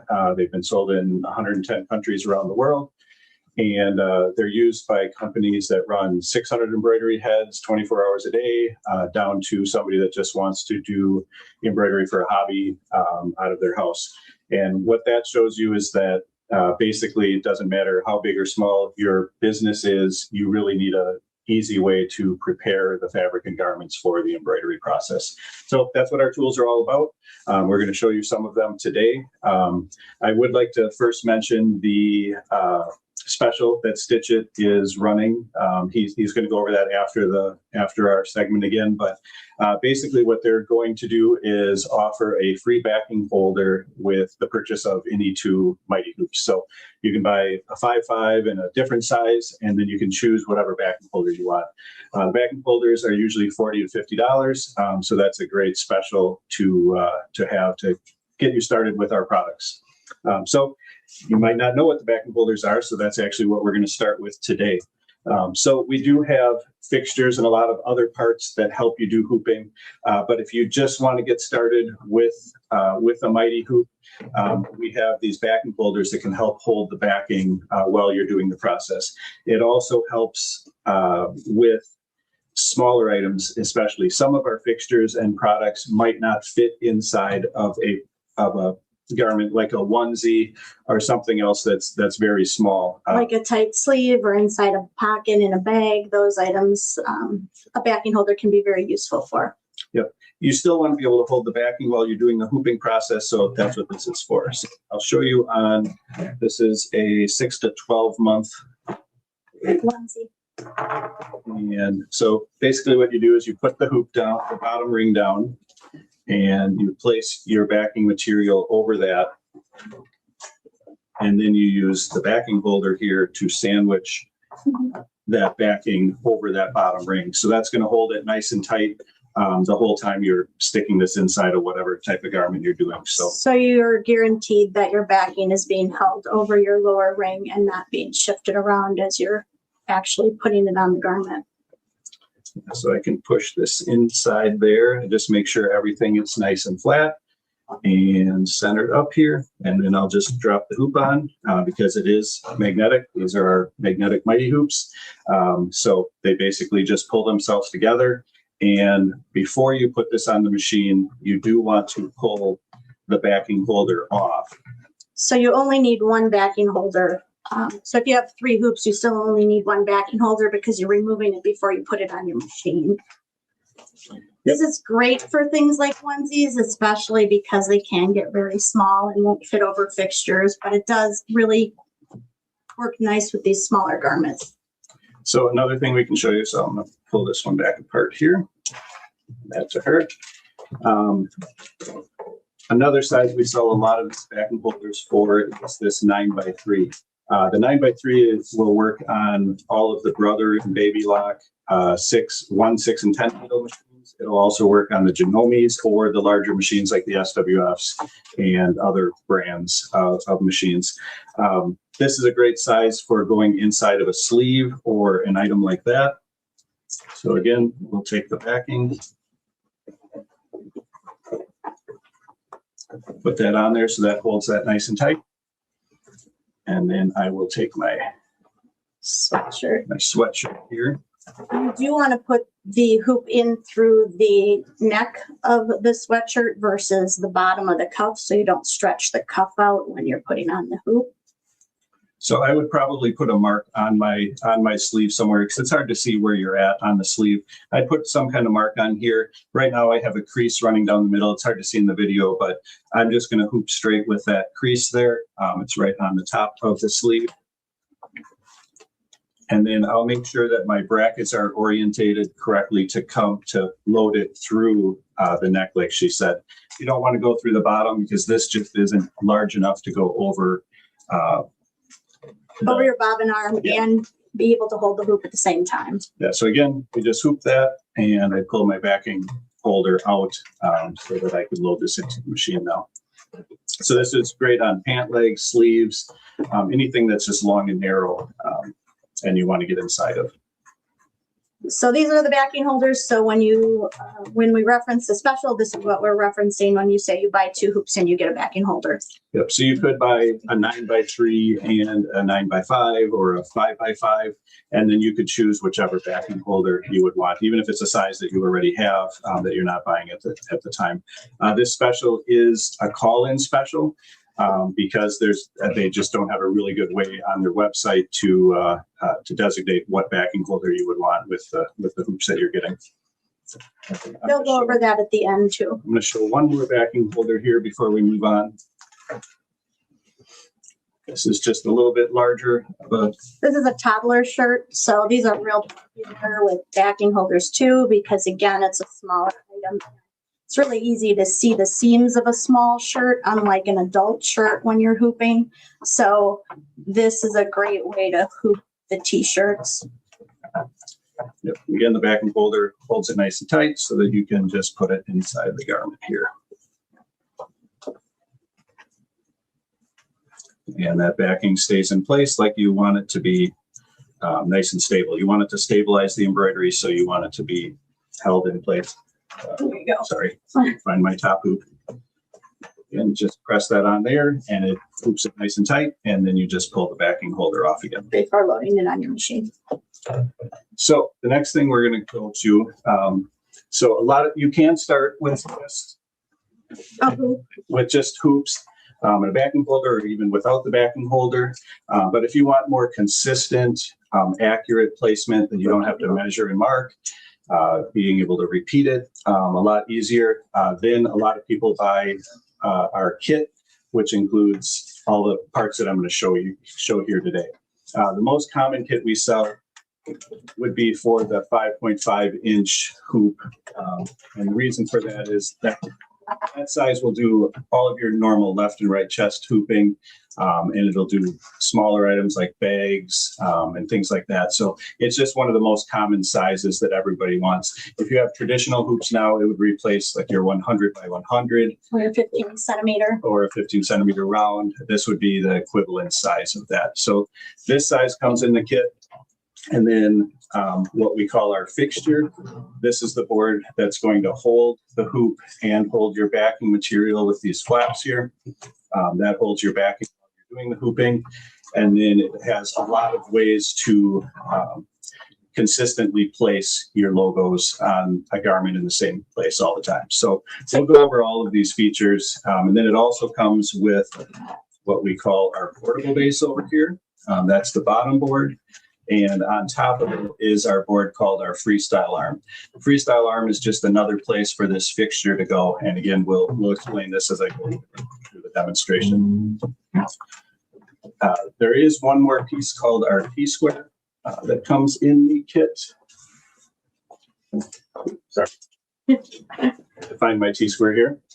So this, I'll show how we use the T-square. It's just another measuring device so that you don't have to pre-measure and mark anything. But we'll show this a little bit later in the demonstration also. So this is what we call our 5.5 kit. And this is the most common kit we sell because it has the most common hoop and it has all the boards that you need to get started with that. So we're going to start by showing the station here and how this fixture works with the station. So pull this off. This fixture just has pins on the back and they go into the holes on the station. Now, when they do that, this fixture also has a hole in it that this hole will circle one of these numbers on the station. And that tells you where the fixture is placed. Now, when we try to figure out where our logo is going to go, I'm going to start at just number 19. That's a good starting point for most logos on most shirts. But we're going to make sure that that's exactly where we want the logo. So we're going to put the fixture there. Then I'm going to take my shirt. And I don't have a mark on this shirt, but usually I will mark my first shirt so I know approximately where I want that logo. And then what I do is I pull the shirt down on my station. That's the big board here. It's got the shoulder shape. So I pull it down until the garment basically centers itself. I want the shirt to kind of go on this shoulder shape up here, just like it would on a person. So notice that he doesn't have the lower ring of the hoop in here yet or any backing. He's just doing this to get the placement because he's going to move things around and he wants to make sure he's got it in the right place. Yep. So I've got it pulled down. The shirt's kind of centered itself and where it wants to be now. Now I'm going to feel for where that bottom ring will be in the fixture. And let's say my mark is a little bit lower and it's not right in the middle of where that bottom ring will be. Then I simply lift up this fixture and I'm just going to move it down or over, whatever I need to, so that the shirt is where it wants to be on the station, but the logo is right in the middle of the hoop then.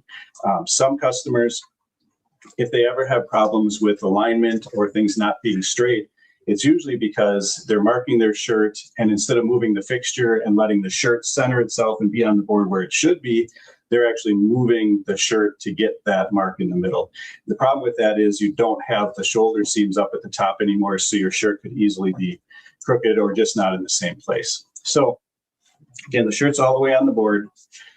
I have the mark in the middle now. At that point, I'm going to look at the top of the shirt here and look at the letter that the top of the shirt is pulled to.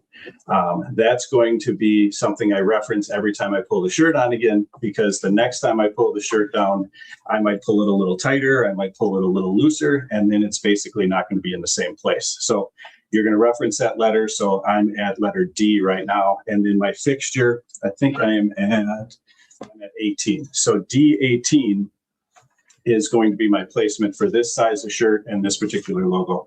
If I go up more than a size of shirt, so if this is a medium, I can probably do the large in the same place, and I can probably go down one size, but you might still want to check and make sure that that logo looks good at that point.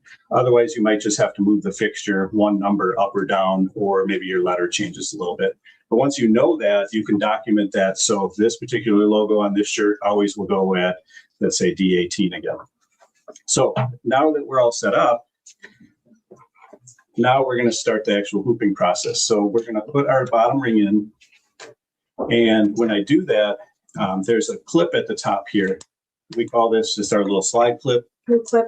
Yeah. And basically what this does is it's retaining the bottom hoop in the fixture. The reason that's important is these hoops are very strong. Without that clip, the hoops basically want to jump together when they're about 2 inches apart. They're just really strong and they want to be together.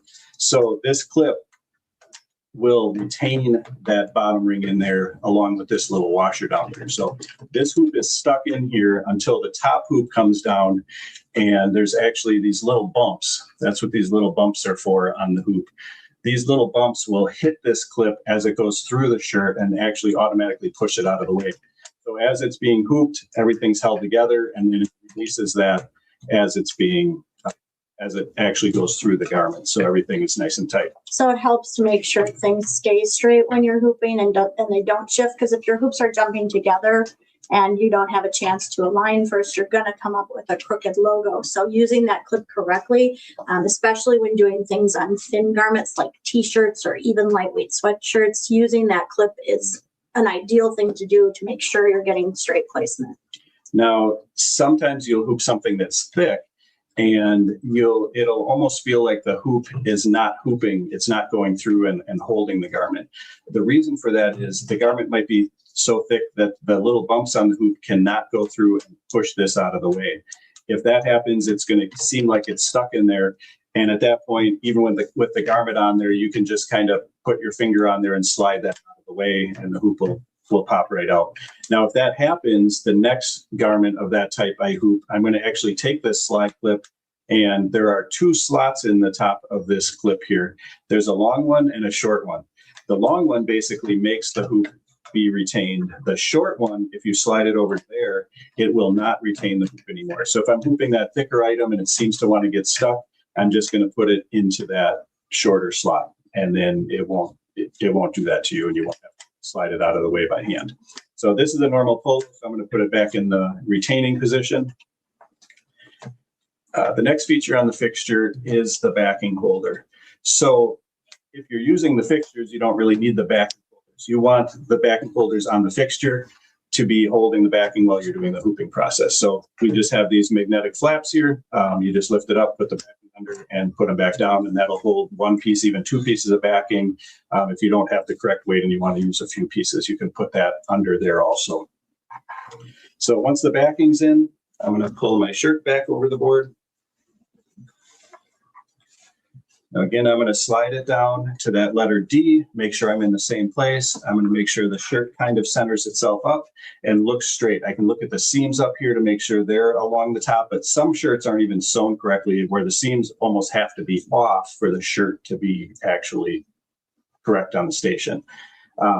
Now, with a placket shirt like this, I'm not even going to only look at the seams up here. I want to sew perpendicular to this placket. So I'm going to hold this arm down, and I'm going to make sure the edge of this arm is parallel to the edge of the placket. Again, I'm not going to move my shirt to try to put it right at the placket. The shirt should be where it wants to be and centered on the station. The logo's in the correct place. I just want to use this as a guide or a reference to make sure the buttons, the placket, something on here is perfectly straight with that arm, because this arm is what holds my top hoop. So I put my top hoop on here, and there's features in the arm that actually hold the hoop perfectly over that bottom ring. And make sure that it's straight when you're it's straight. Pushing it down. Yeah, this is perfectly straight now with my board. So as long as the shirt is straight on the board, all I do is put the hoop on here and put it down at that point, and everything's in the right place, and it will hoop the garment, and the backing is nice and tight over the whole bottom ring because it was held during the whole hooping process. So those are a lot of the main features of the fixture and the station and how they work.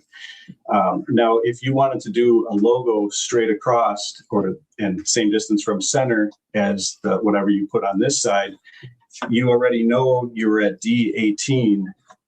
If I pick up the fixture and I put it at 18 over on this side, it's straight across in the same distance from center as the other logo I put. As long as I make sure that I pull the garment down to letter D again, it should be all lined up.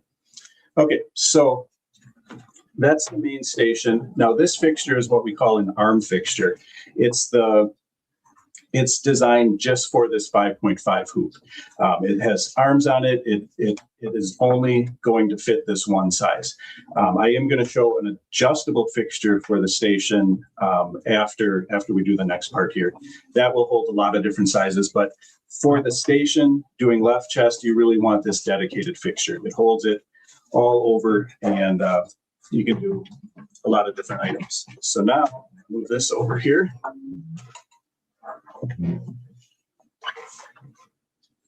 Okay, so the 5.5 fixture. Now, this board I mentioned before, it's called the freestyle arm. You basically have another board to put this fixture on that has all the features we just showed you. But this is going to allow you to get into smaller items like bags or sleeves or items like that that you don't need the shoulder shape that we showed you on the main station. Towels, things like that. Yep, so we can, I'm going to show you actually a towel that she just mentioned because I'm going to show you that T-square. So the T-square just screws onto the fixture here. And if you notice on the fixture, we have a lot of lines and numbers here. 0 is the center of my hoop, and each line is a ½ inch away from that center. So this is 1 inch, 1.5 inches, 2 inches, all the way out to 10 inches at the top here. So if I have an item like a towel that I want to go a certain distance in, I'm at 0 there. If I wanted 2 inches in from the edge of the towel, I can go there. Even 8 inches in, I just pull it to my 8 on my board here. Now I know I'm 8 inches in and I don't have to measure that. On an item like a towel, I still want to find the center of the towel and I don't want to have to pre-measure and mark. So that's what the T-square is for. The T-square here, basically, this is the center of my board. So this is what I'm measuring from, and 0 is at the end of the ruler here. So if I want to measure over from the center about 6 inches, I simply slide this T-square until the number 6 is on the center line of the board here. So now I'm 6 inches over if I pull my towel to here. So I just tighten that down.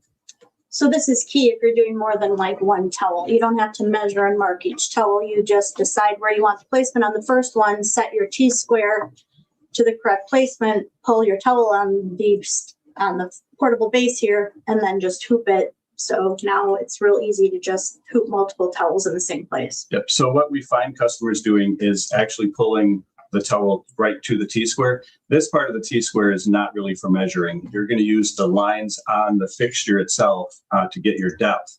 So this one, like I said, I want to go 8 inches down. So I'm going to pull it to the 8 on my board. And then I'm going to have the edge against my ruler here. So now I'm 6 inches over and 8 inches down. And at that point, I probably would have had backing in here. But at that point, I just press this down. Now you can see what I was explaining before. It actually looks like it wasn't hooping because that clip actually held it. So once I touched that clip, it popped up. And the next time I would just turn this clip off. So that is basically the 5.5 kit. You have board and the bigger station and the 5.5 hoop.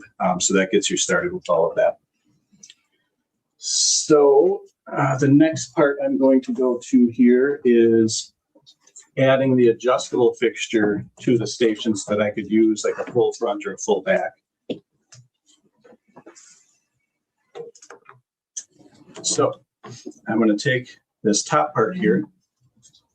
This is the top of the adjustable fixture. It just has these C-clips. You loosen these screws, and then this will slide over the station here. I'm going to be using the 8x13 hoop.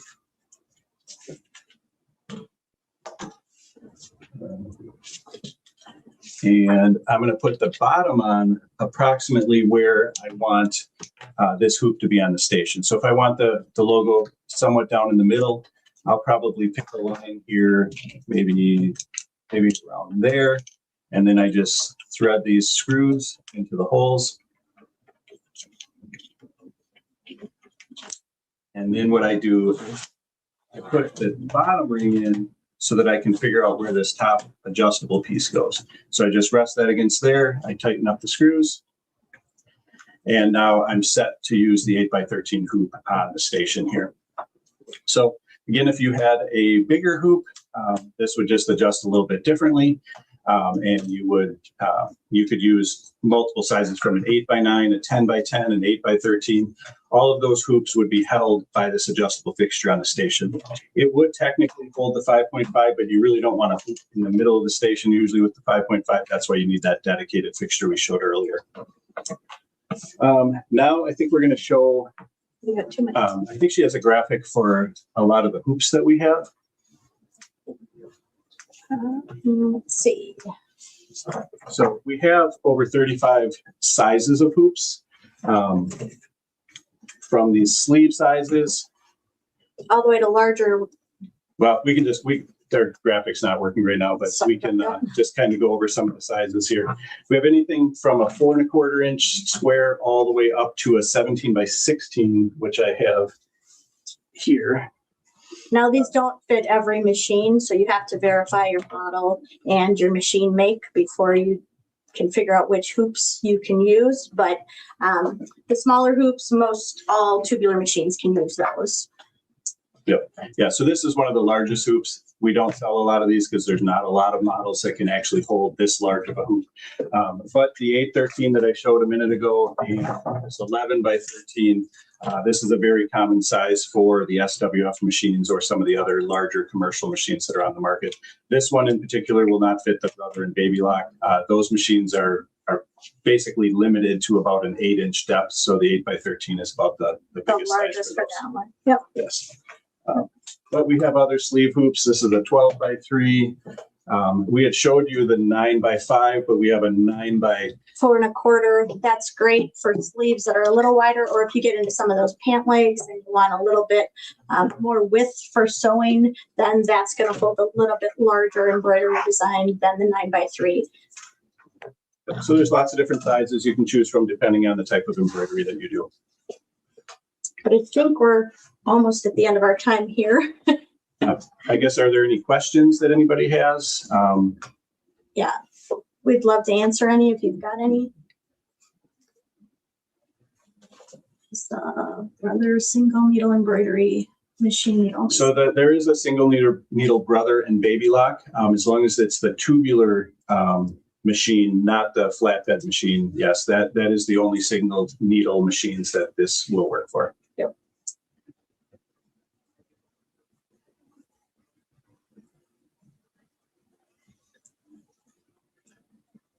The question is, can you get just the hoop that you put on the garment to hold stabilizer in place before you put the hoop on? Yeah, the backing holders are sold separately. They are an accessory. Obviously, if you have the fixtures and you're using like an 11 by 13 or an 8 by 9, you'll have these clips to hold your stabilizer. But if you have the hoop, don't have the hooping system, then yes, you can just buy the backing holders themselves. They are an accessory and they are sold separately.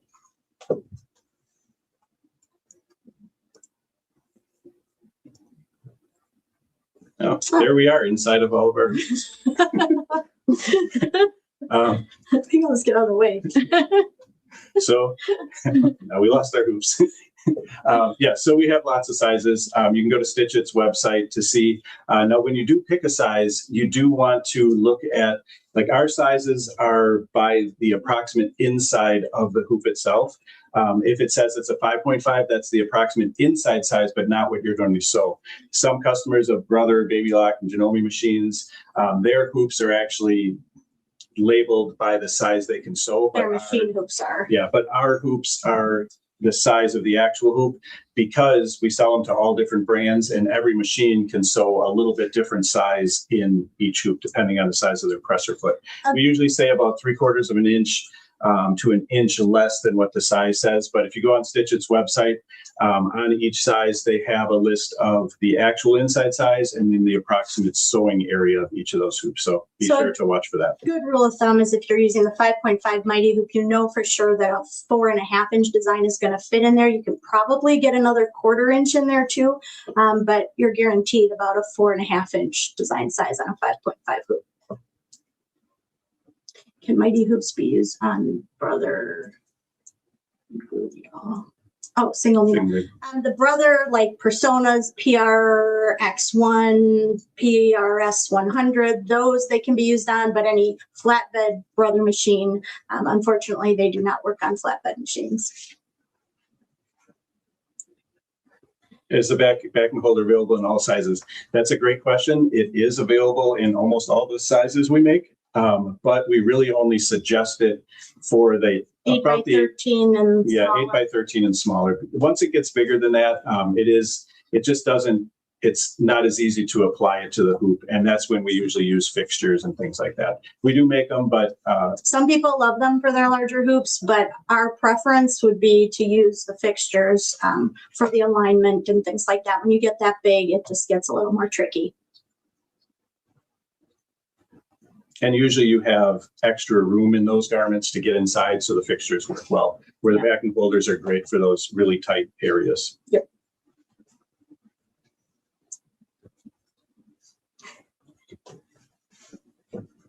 You're welcome. Thanks for tuning in. We're happy to be here.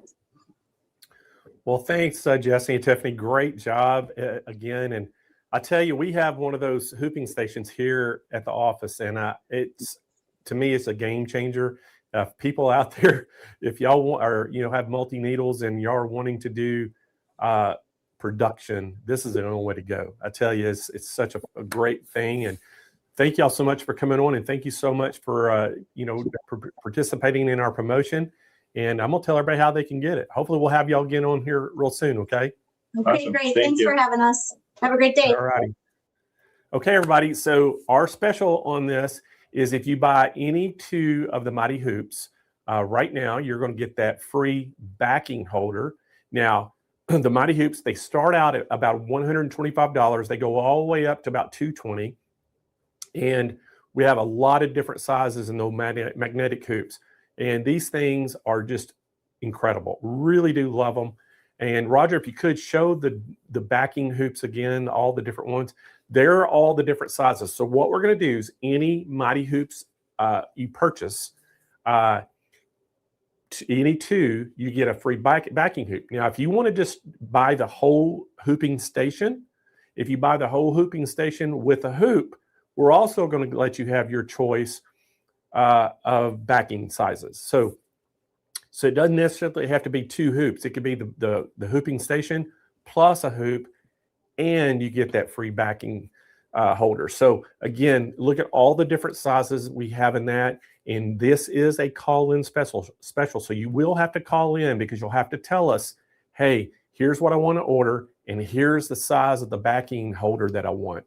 And you can see everybody putting comments up now. They love their Mighty Hoops. I'm telling y'all, these are one of the finest magnetic hoops I've ever used. I really do love these things. And especially on these multi-needle embroidery machines, they work so great. And especially for bulky items. I mean, if you're trying to hoop up something very thick, man, it's so much easier than trying to hoop something thick in that traditional clamp. And that's what I love about them so much. So anyway, guys, get on that phone right now, 888-571-2171. And Lacey is there to take your call. Now, if you are trying to get through on the phones and she's busy, Roger, if you would, put that link in right now for that jot form. And Roger's going to put that link in. You'll see it in the chat. You can take that link, click on it, and it'll take you to a jot form. Just put in there what you're interested in, put your name and your phone number and all that. And Lacey will get that, and then she can give you a call back, to get your order. Because I know when we do these shows, the phones start ringing and it gets really busy. And so we want to make sure that we get to you. So if you can't get through, you don't want to leave a message, you can do that. And that way we got your number and we can give you a call back. So, all righty. Well, hey, we're ready to keep moving on. So I think it's time to talk all about thread. What do y'all think? Y'all want to learn a little bit about some thread? So we've got Nancy Buhr here. Now, Nancy, she's just an expert when it comes to embroidery. She has done everything in embroidery. Now, I'm not going to read her entire bio there. Y'all can read it.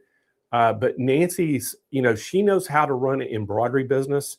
She knows all about embroidery machines. She knows about how important thread and stabilizer and hoops and all those things are, and just a wealth of knowledge. And so we're super excited to have Nancy here today. Now, Roger, is Nancy ready? That's the thing. Nancy emailed me earlier and she was having some audio issues. However, Okay. I don't see her camera connected right now. There is a slot for her, but it states device is not connected. Okay, I knew that. I saw your text saying that she was having audio problems, so I didn't know if she was still had got that fixed yet or not. Well, while we're waiting on Nancy to get hooked up, let's kind of go over some of the specials that we have for today, Roger. And let's start out, from the very first of the show. So again, we have a special call-in special on the Viking Designer Topaz. This is a sewing embroidery machine. $26.99 is the regular price on that. It is a call-in special today. So if you are interested in one of these machines and you want to get a deal, you have to call in, get the Hoop and Stitch special. And again, it's 888-571-2171. Roger's putting it across the bottom of the screen. If you want to go read about it, you can go to our website. It's siistore.com, and you can just type in the search bar Topaz 40. The next one was the Designer Topaz 65. Again, this is a sewing and embroidery machine. And the price on that, Roger, if you could put that up on the screen, the price on that is $49.99. And again, this is just a step up. It has a larger embroidery and sewing field. It has more designs built in. The 40 has 100 designs. This one has over 300. Just more bells and whistles with this machine. Again, if y'all want to look at the specs, just go to siistore.com. In that search bar, you can type in Topaz 40 or Topaz 65, and you can read all about them.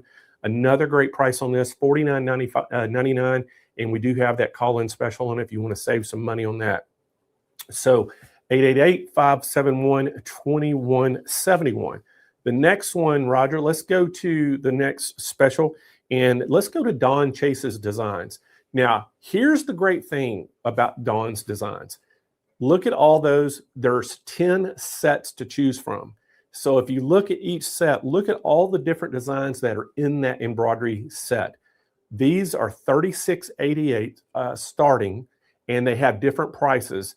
And this is a introductory price that we have on these. The only place you're going to be able to get this is at Stitch International because we made a deal with Dawn, exclusive designs for us.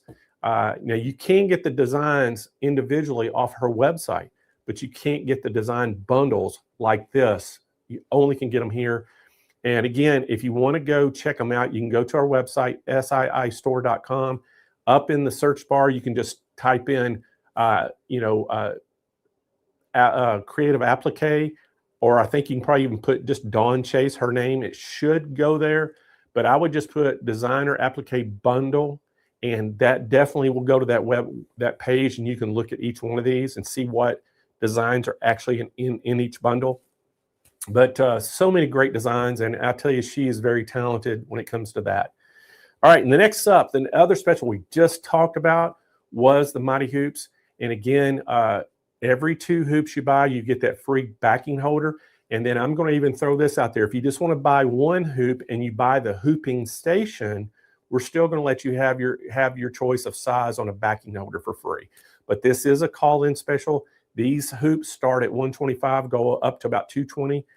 You have to call in to get the deal, and you'll have to call and let them know the size. Roger, if you would put that size screen up again. These are all the different sizes of the backing holders.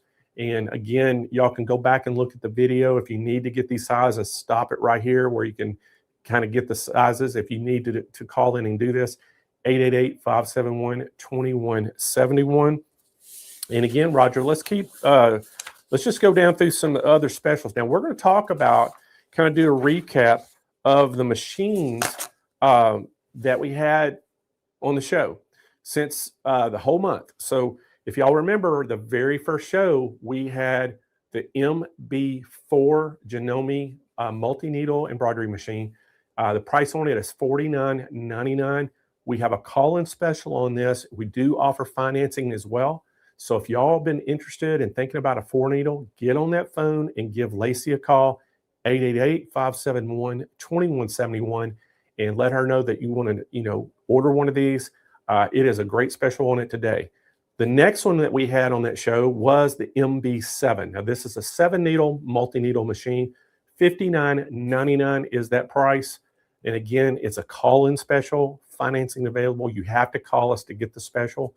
Get on that phone and do that. All right. So after that, if y'all remember, we had that Creo printer. Now, $54.95 is the price on that. This is normally packaged as $73.42. We got a great special on this. You see all the things you're getting there. You're going to get the white toner. You're getting the software, that digital software that comes with it. You're getting that T-seal paper. You're getting the laser Dark Pro sheets. So many, great package. And Roger, if you would come to me, I'm gonna just show y'all some things that you can do on this. Now, this is that crazy sewing lady logo. Now, if y'all can imagine, we printed this out and it's on a clear transfer sheet. You could take that off and then you can lay this on something. You can put it on a tote bag, you can put it on the back of a jacket, whatever you wanted to do. We did this with a printer. Now, here's the great thing about this. We got Dawn just to send us a JPEG file of like a regular picture file of this. And you can make that the exact same size as your embroidery design, okay? This is something I learned just recently that I thought was so neat. You could actually heat press this down on your garment, and then you could come back and actually stitch embroidery around it. You could do a lot of different things in the digitizing and just outline it. So you could, do heat press and embroidery kind of together and make it some really cool things. So I thought that was just a neat idea. All right, so are y'all ready to learn all about some thread? I think we have, Nancy is ready. So y'all give a huge Stitch Nation welcome to Nancy Buhr. Nancy. Hey there, how are you? I am fantastic. The question is, how are you? And what exciting things are you going to tell us all about thread today? You know what? Oh, I have a background noise now. Can you hear it? Okay, well, I'm going to keep talking anyway. So I'm not good with technology apparently, but I know a heck of a lot about thread. That's all we care about. I don't care if you can work a computer as long as you can tell us all about this awesome thread. Now, we've got some great specials today on the thread, and we're going to give some thread away today. But I want you to tell everybody all about the thread. Tell them a little bit about yourself as well, because I know I was going to read your bio off, but it was like so long of all the many things. And so I thought, well, we're just going to let you tell a little bit about yourself. But we'll let you get going. I'll see you back here in about 30 minutes. We're going to tell them all about the specials, and take it away. All right, do you want me to? Okay. So I'm Nancy. I am with Amon, and I apologize if there's some background noise, everybody. And Amon is the manufacturer of Isacord thread. Amon is also the manufacturer, if you don't know about Isacord, Amon is also the manufacturer of Mettler threads. And so if you're in the brick and mortar stores and you're wanting to order or pick up some thread and you find Mettler, that is also in our line. And some of the colors are the same, but some of them are different. But really what I want to talk about today is this starter pack of colors that we've got going on. And what I've also got going on is some designs that you can download. So I had a PowerPoint presentation prepared for you so that you could learn a little bit more about it. And actually, maybe I'll try to share it through my phone since I was having some issues. But I worked with a digitizer. Artopoly is the name.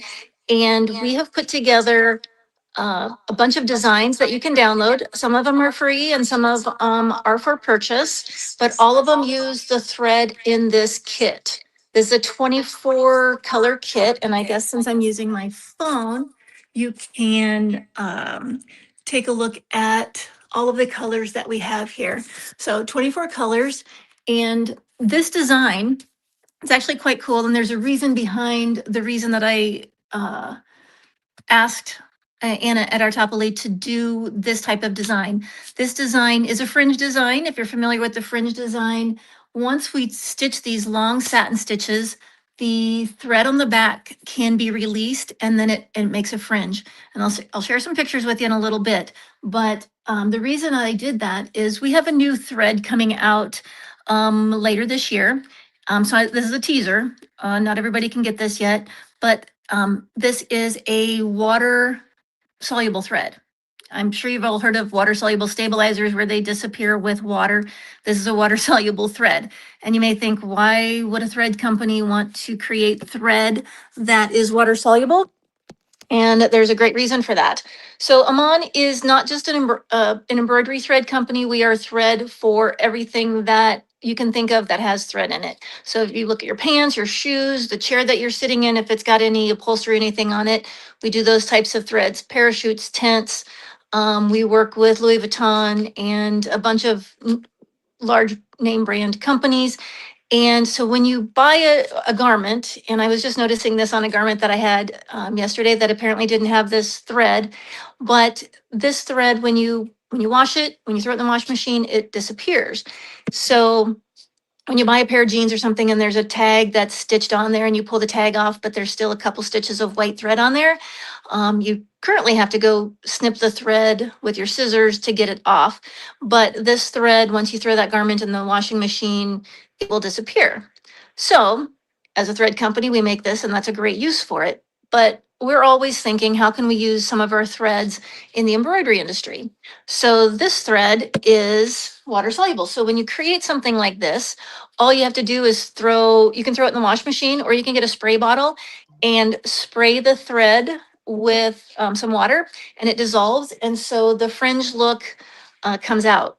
Now I'm going to try, since I'm having some computer issues here, to show you some of the designs that we created. And slideshow from the beginning.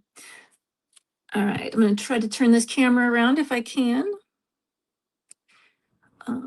Back. All right, so you're going to have to look at my slides from reverse. But here's some examples of this design. So this design right here is a fringe design. It's a seagull. It's one that's in our pack that we're giving away today. And when you stitch the seagull out, it's long satin stitches. But when you either cut the thread, and you don't have to have the water soluble thread to do this type of work, you can simply go into the back and you can snip the bobbin stitches, just the bobbin stitches. Oh, you do. In the hoop projects, that's a great reason to use it. So right there, and I don't know if you use it for fringe designs, but it's a perfect design.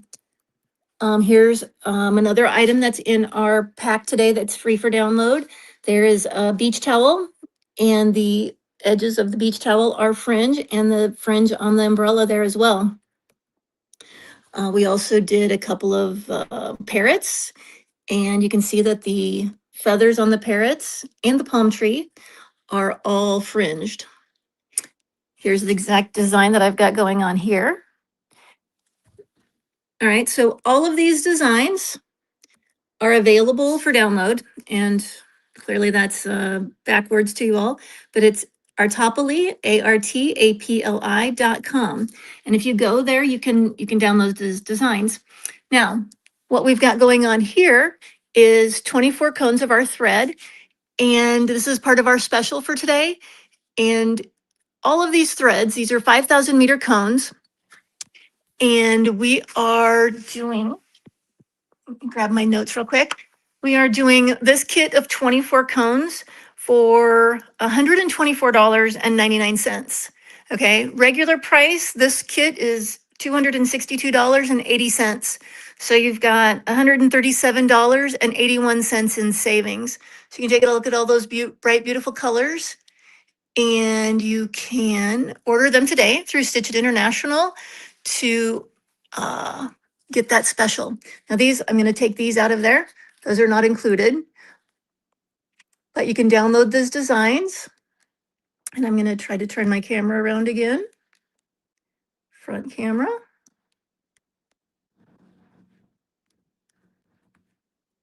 All right. So, and a couple of other things that I want to talk about as we finish up here is another product that we've got coming out this year. So we've got the water fill thread, and we've also got reflective thread.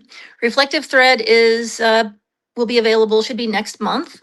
And reflective thread is something that we've had a lot of people talk about, and Lacey's actually at Stitch It has talked a lot about the need for this. She's had a lot of people requesting the reflective thread. And one of the things that's really great about ours, Amon over the years has said, we're not going to make a reflective thread because it's horrible to sew with because of the little glass beads. Reflective thread is made with glass beads on it, and it's impossible to sew without breaking thread and all of the frustrations that go along with that. So we have developed a thread where this is obviously spun together, and there's two pieces of thread that are spun together. One of them has the reflective elements, microscopic glass beads that are on here. And so the way that we're spinning it and making it is going to run through your machine much better, allowing you to create the reflective look. And here's actually a sew out that we did with the reflective thread. And unfortunately, I can't show it to you on the screen and make it reflect, but trust me, it does reflect. And it's so strong. This is something that we've done, and as we've been working on creating the thread, is we can use this reflective thread on 3D foam. So if we're doing 3D foam and reflective thread at the same time, you know that this thread is sewing really nicely, going through the machine and through the needles, very nice. We've got a lot of different things. And this is one of the things that I had on my PowerPoint that I was going to share with you before I was having issues. But this is a product line card for Amon in our embroidery segment. So of course, actually, I failed to talk about this yet, but last year, we went from manufacturing all of our threads on the Isacord side. We went from manufacturing everything from raw product to recycled. So now all of our products are made from recycled plastic water bottles. So instead of all of those water bottles going into the landfills, what we've done is taken those and we separate them and clean them. We're only using the clear plastic ones. And then we cut them down into chips, we melt them, and we make them into thread. And I think that's amazing that we can do that. Number one, because there's so many plastic water bottles out there in the world, and we can clean some of that up by making beautiful threads. On the second side of that, I have a lot of people that are concerned with the strength of the thread and the quality of the thread and the colors of the thread. So all of our threads, and I have one of our color cards here. This is an Isacord color card. There's 391 colors. And as we made the transition from the raw materials to the recycled materials, we have kept all of the color codes the same. So if you're used to using 1902 red and you want to keep that red, the Isacord recycled color is the same as the original Isacord color. We have in 2025, we made that switch about mid-year. And I've had a few people asking me about the colors. One of the colors that I get the most questions about is the white. And if you use our thread, you know that we have beautiful white threads. And the visual of the white thread, when you look at a cone of thread and you've got the white, and I don't have two whites with me right now, but if you look at a cone of the white thread and original and the recycled, there is a bit of a difference when you look at it on the cone. But what I found, and I wish I could explain this phenomenon to you, but I can't. But when you sew it out, when it's on the fabric, it looks exactly the same. I've tested all of our whites, again, the new against the recycled, and I've sewn them. And you know, if you've been embroidering a while, you know that if once something's on fabric and it's next to each other, there's always going to be a bit of a visual if you use one cone and a next. But I've tested it and I've sewn them in the same square, put a satin stitch around it, and it looks the same. So if you've gotten a cone of our recycled thread and you're thinking it doesn't look the same, trust me, but also do a test yourself. Sew it out, and I wish I could. That print's so small on my camera here. I'll have to go back and look through some of these comments and get back to you. But the colors are exactly the same. So that's one of the things that we've done. I've heard a ton of people praising us for the quality of our recycled threads. So I hope you try them, and give us a shot. Another thing that I'm really liking, I've brought some of these in. We don't have a whole lot in stock, but these are we call them our designer boxes. I'm gonna open this up because this is just, they're beautiful. It's little cards wound with our thread. So as if I pulled out these colors, it would be wound on a little card like this. And this is beautiful to me as you're trying to match a color or put together a design and you want to see, do I like this color, this color, this color? You can grab different color combinations out of here and lay them next to each other. And it's a huge help when trying to pick out colors. So that is our designer box. And we also have, you may go back to this card. We've also got a UV thread now. Our UV thread is obviously intended for anything that's going to be outside a lot.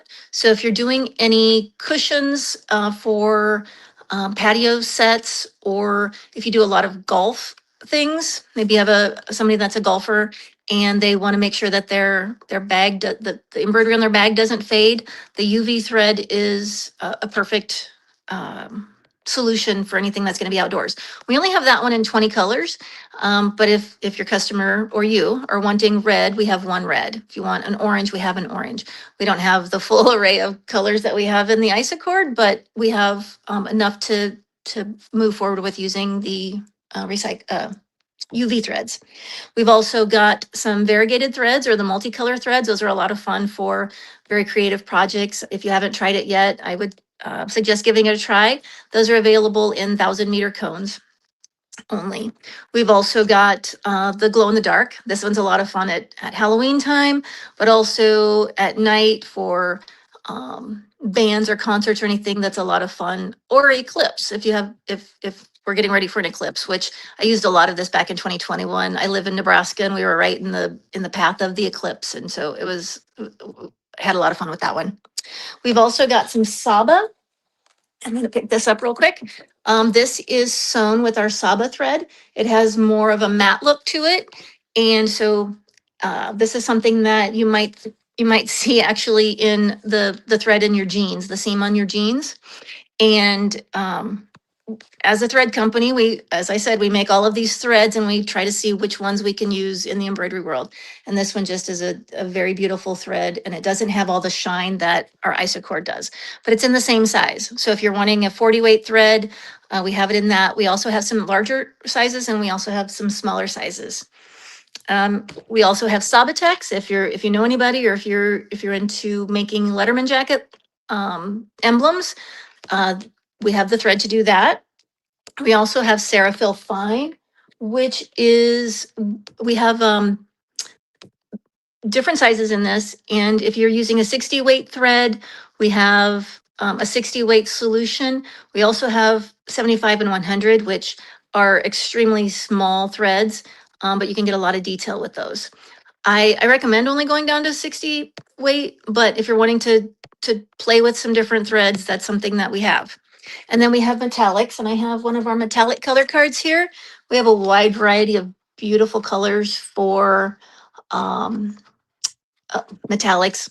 I think of these a lot for Christmas, but they can, with all these colors, you can use them for a lot of different uses. So that kind of tells you a little bit about Amon and our thread selections. Amon is a worldwide company. We are based out of Germany, and we have facilities around the world. And so we're happy to have our main warehouses in Denver in the United States. And we are happy to work with Stitch It International. So if you have any questions, Lacey is a wealth of information there at Stitch It, and she can get you going with some of our threads. And then I want to get back, and I hope Blaine picks me up here pretty quick, and we can talk about this special that we got going on. Well, hey, I tell you what, that was great, Nancy. And what I want to tell the whole Stitch Nation out there too, Nancy and I have been working together. We've been talking. We're doing a lot of stuff behind the scenes, and hopefully it won't be too much longer. We're going to be the headquarters for every kind of thread you could possibly dream of. And we're just getting started. We've got all the Isacord up there now, but we've got a lot of new products we're going to put up. So again, so many different things and uses. And so Nancy, thank you so much for all that you're doing for us. And thanks for coming on and sharing your knowledge and a little bit of history, you know, about the threads and everything. I tell you, you know, it's threads is a big deal because people don't realize, you know, you can have a bad thread and it just makes your whole project look terrible.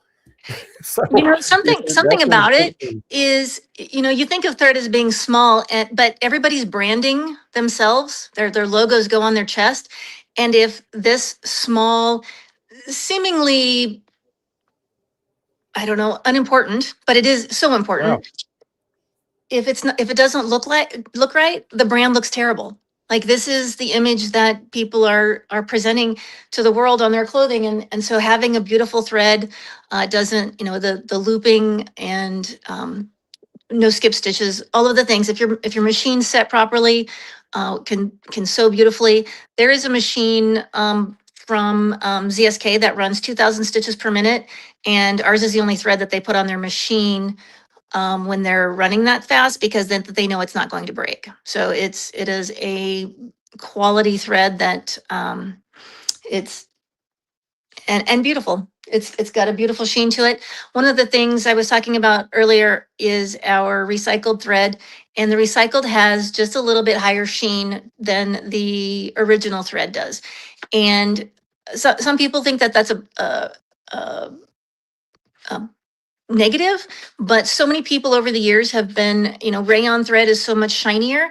And so when we're looking at polyester thread with a little bit more sheen, it's how the thread is made. It's called trilobal, and it's basically the strands of thread are shaped like a Y, so 3 points. And so from that Y, the light reflects from all these different angles and makes it super shiny and oh so beautiful. I love Isacord. Now that's one that I could read. So thank you so much. Okay, it's going to show my age. I have to look through my bifocals here. Oh, my pleasure. Anytime. 5,000 meters. 5,000 meter cones. And so for the 5,000 meter cones, I don't normally these are $10.95, and you're going to get 24 cones for $124.99. So take advantage of this special. You're going to get a lot of beautiful thread, a lot of beautiful colors. One of these cones will stitch roughly 1 million stitches. So there's a lot of thread on this cone, and it's going to get you a long ways. Well, you know, and Nancy, one thing too, the bundle that we put together for the show is those 24, you know, spools of colors, but those designs that we're going to give away have every one of those, you know, some of those colors in it. Yes. And then there's other designs on her website that we're going to they can buy that that are going to go with that, you know, thread colors. So correct. Yep. There's some that are free and some that are for purchase. She did a lot of work to get the designs ready for us. And so, you know, if you go out to our website, again, it's artapali.com, ARTAPLI, and the designs are there. And they're super fun. There's one that is some sheep, and there's 5 of them, and it's the I forgot the fringe design, and it's so much fun. So putting it on the front of a sweatshirt or on a pillow or something, it's a lot of fun.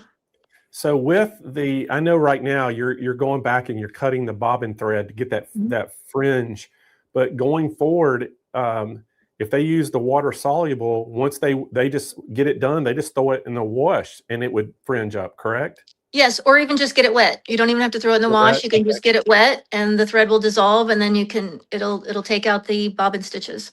So only do it on the parts that were supposed to be fringe, though, if you don't want the whole design falling out.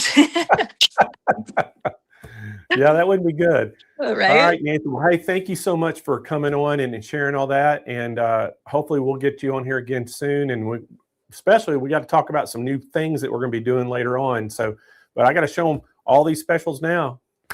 And you know what? After watching today, I love Mighty Hoops. Giving a shout out to Hoopmaster and Mighty Hoops. They are amazing. I've got my own downstairs in my embroidery studio, and I've done a few in the hoop things, and I love doing them, but I haven't done it in a while. It's given me the itch to go back and do some of that. And then also on the sewing machine, I did not know sewing machines were so high tech. Oh I my have God. right. I inherited my mom's sewing machine from when I was a kid, which I'm not going to say how many years ago that was, but it was a long time ago. But looking at the technology, obviously I had some technological issues earlier, but technology is fun, and all of the features of that machine were just amazing, and it gives me the itch to start sewing again.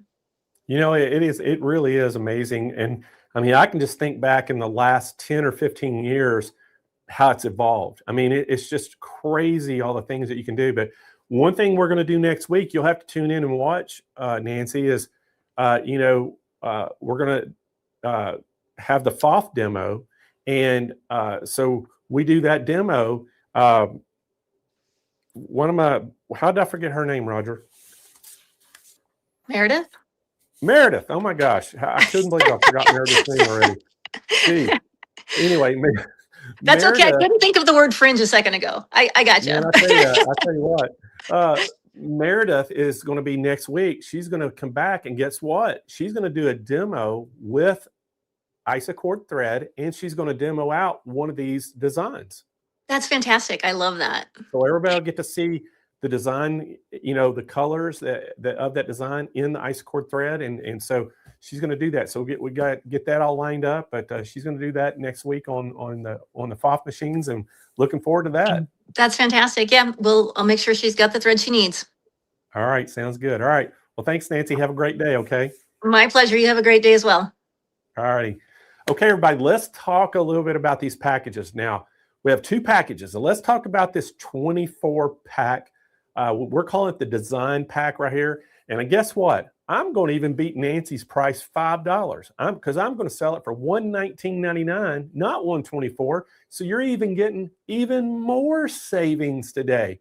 I mean, this is well over $200 package, and you're going to get, I'm not sure exactly how many designs you're getting with. I think it's 3 designs you're getting with this. And then there's other designs that you're going to be able to see that match these thread colors. That these are especially for that. But again, a great buy on it. These are all 5,000 meter spools, and again, $119.99. And you do have to call in to get this deal. We have them on the website, but you have to call because we got to tell you, make sure we get you how you can get your free designs.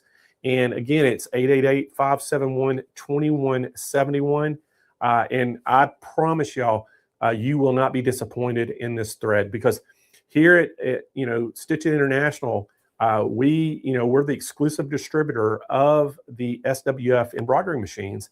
And every trade show we go to, everything that we do, all the swag that I've been sending y'all when you win stuff is all done with Isacord thread.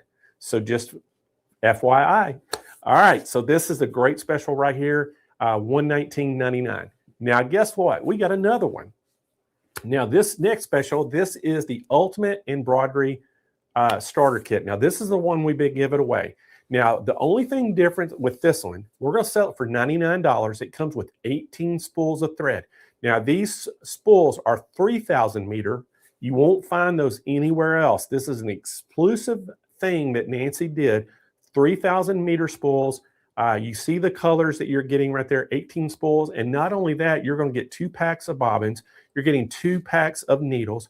You're getting a stabilizer book with stabilizer samples. And then you're getting some little snippers, so you can snip the threads and things. That's all coming together, $99. You don't even have to call in for this one. I think you can just go right to the website, Roger. Isn't that right? You can just go right to the website. Yes, these are all on the website. You could search under Isacord. You could type in the Ultimate 18 Spool Embroidery Starter Kit to find this. And then with the 24 kit, you could put in the Isacord 24 kit. So how are they going to get their free design, Roger, if they go straight to the website and get that 24 kit? I believe they email them back the link. Yes, I believe that we're going to have to email them the link on our end. Okay, so we'll make sure we get all that done.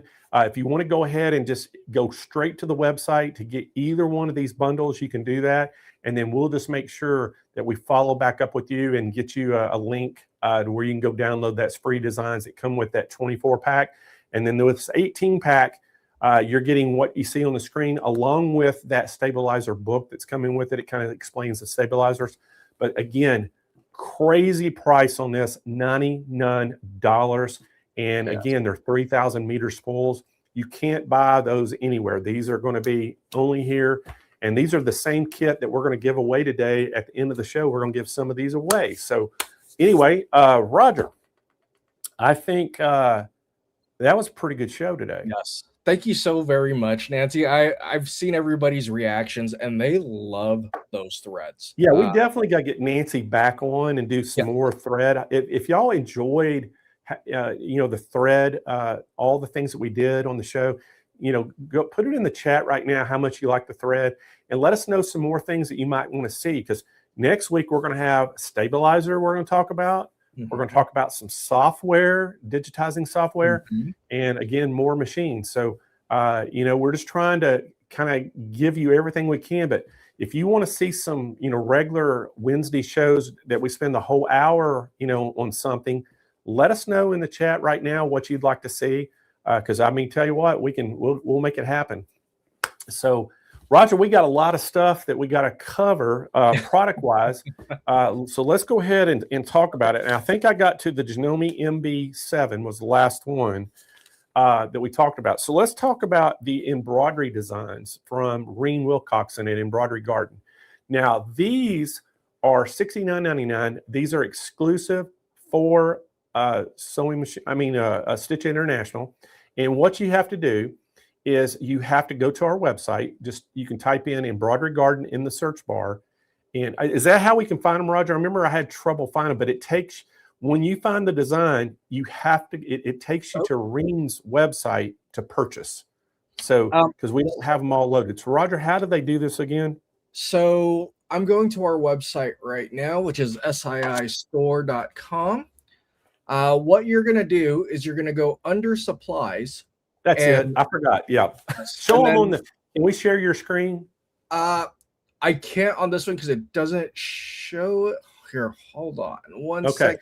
Yeah, we showed the screen last week. So yeah, that's what it is. On our website at the very top where it says embroidery supplies, click on that and it drops the drop-down box down and you'll see it'll say Embroidery Garden. Yes. So it'll be you'll see like embroidery machines, embroidery things, but under that you'll see Embroidery Garden. Click on that, and then that way you can see all these different designs, the exclusive design packs that she put together. All of them are $69.99, and you can just click the one you want, and that takes you to Reen's website, and you can pay for it there, and then it also gives you a digital download, so you can download it. So that's the way we're doing this with the Reen right now. But these are all exclusive design packs for Stitch It International. So that's how you do it. Again, you go to SII Store, our website, at the very top on the across the navigation bar at the top, you'll see embroidery supplies. You click that, it drops down a drop-down box, and just go down till you see Embroidery Garden. Click on it, and that'll take you to what you're seeing right there. Roger's got all those bundles, and then you can just click on the bundle that you want to purchase. So that's it. I completely forgot that, Roger. I couldn't remember. I have too much in my head right now, man. I'm telling you. All right, so let's talk about SWF machines. Now, we had those, I think, 3 shows ago. Our first show of March was we did all about SWF. Now, some things have changed, everybody, since our show. I got a really special announcement to make. All right, so this is our 7-needle. $64.99, and we do have a call-in special on it, so get on that phone call. If you've been thinking about an embroidery machine, this is a great machine because it has all that, what I call commercial technology built in. But here's the special announcement.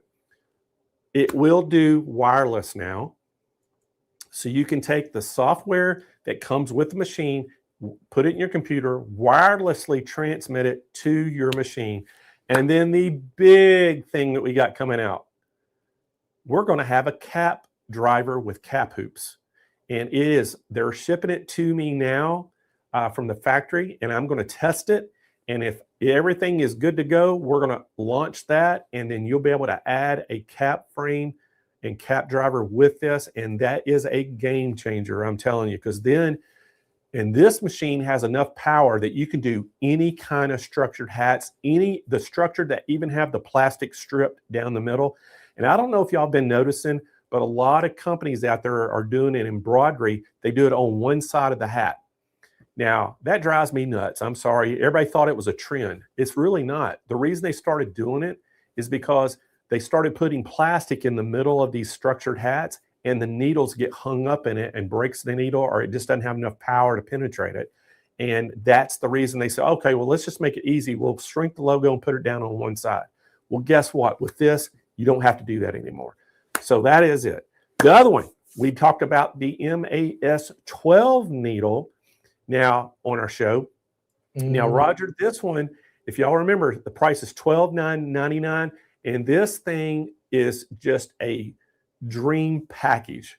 We have a call-in special on it right now, and we have financing on all these machines as well available. But I want you to listen to this.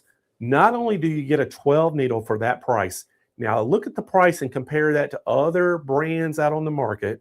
12 needle for $12.99, and we're actually going to beat that price if you call us in.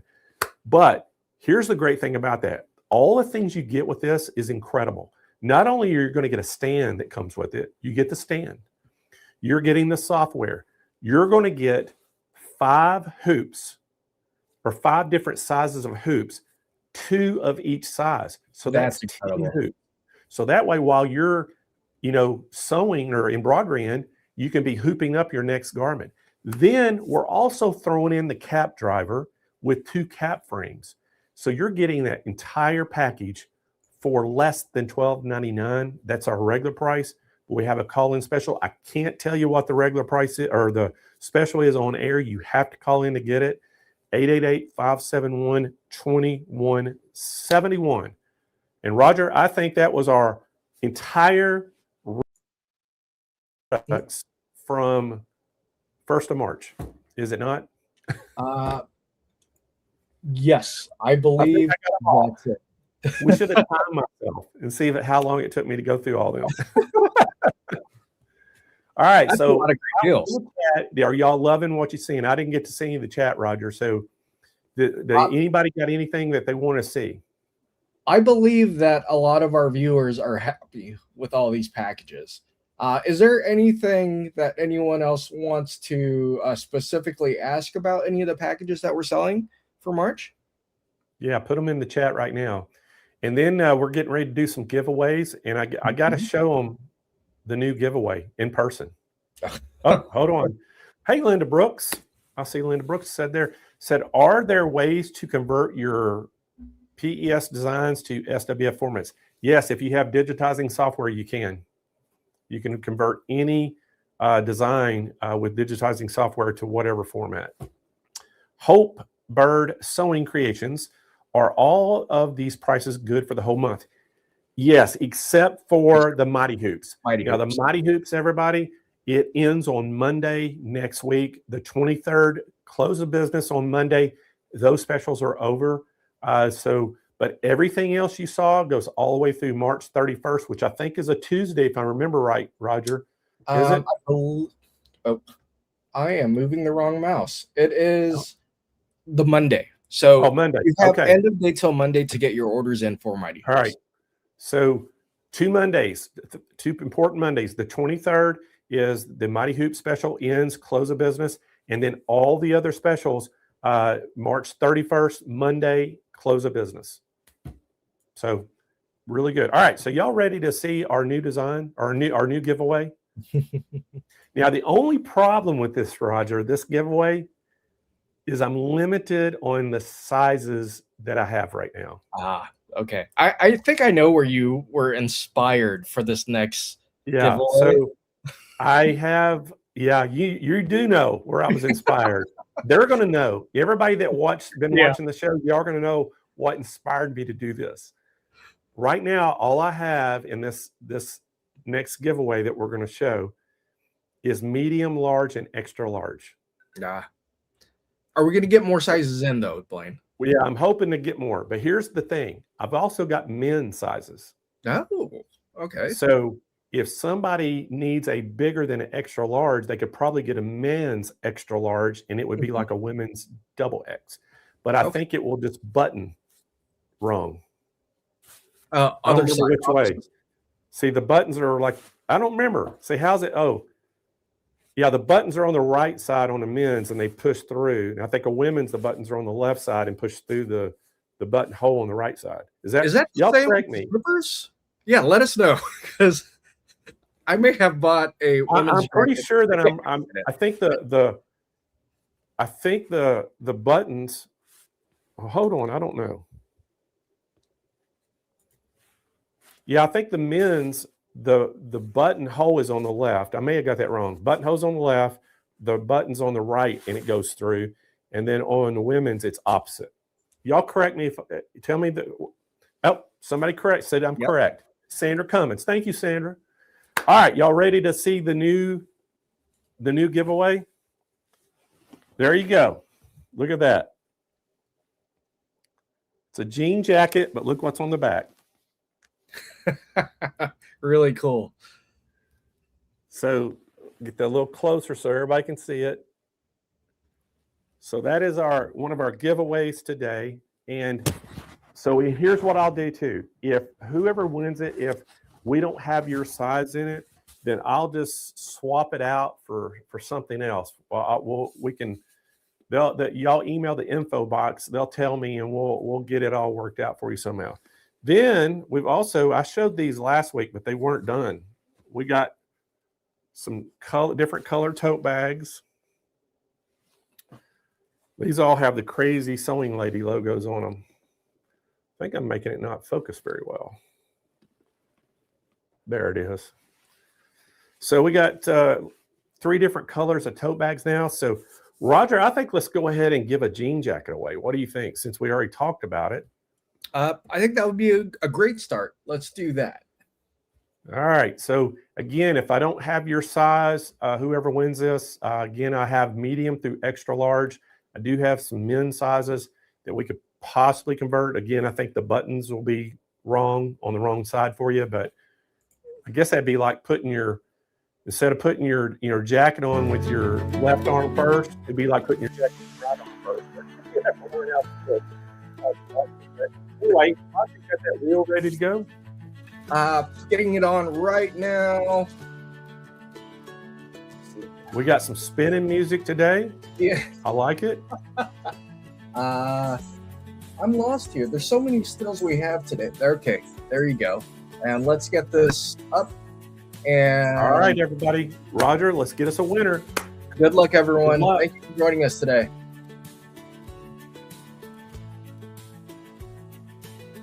And the first jean jacket goes to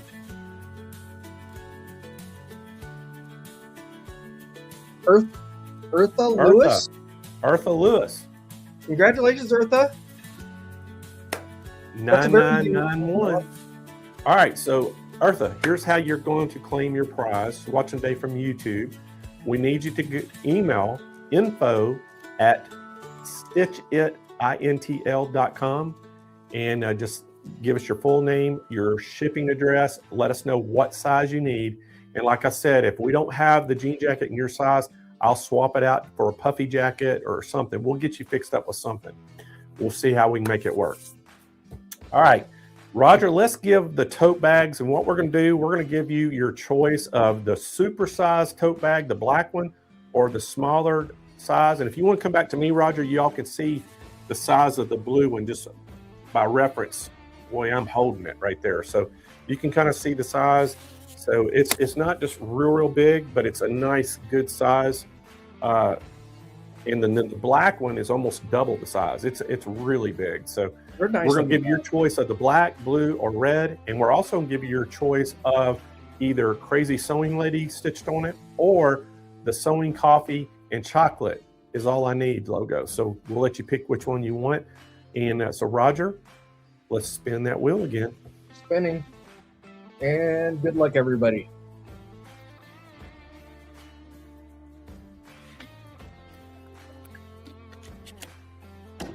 Leah Thompson.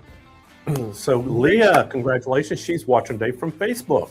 So Leah, what we need you to do is email us to info@stitchitintl.com.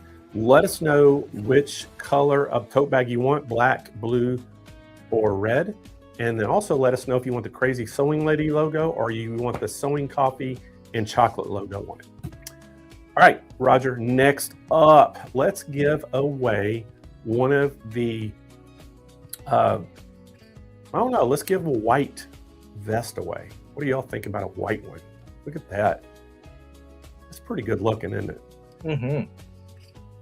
All right, I like that. And again, we're gonna let you pick what logo you want on it. So Roger, spin that wheel. And good luck.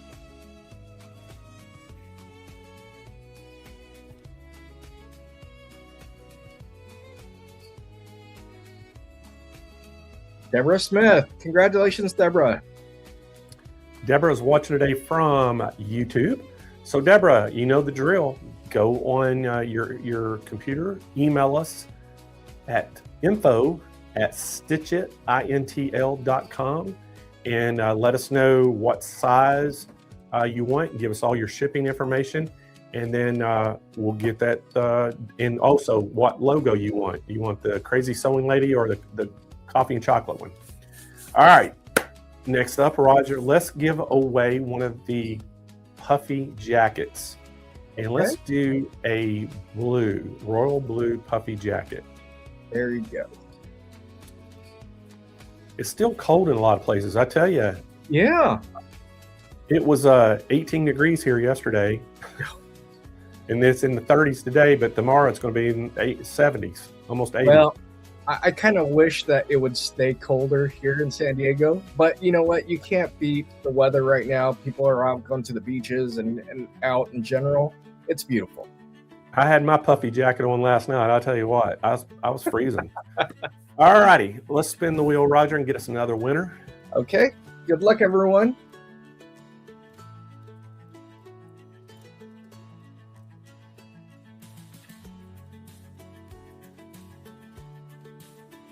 Sandra Cummins. Oh, wow. Sandra's watching today from YouTube. So congratulations, Sandra. Sandra, send us an email to info@stitchitintl.com and let us know what size you need and give us all your shipping address. And then also let me know what logo you want, and we'll get that done for you. All right, Roger, next up, we are going to give away one of our thread kits. This is a $200 value. We're going to give 2 of these away. Right there, you see it right on the screen. This is a great bundle. So, Roger, let's get us a winner. And good luck. Now, these are the Isacord threads that we were showing earlier, right, Blaine? Yes. Yes. Grandson I don't see it. Oh, you don't have them on the screen. I'm sorry. There you go.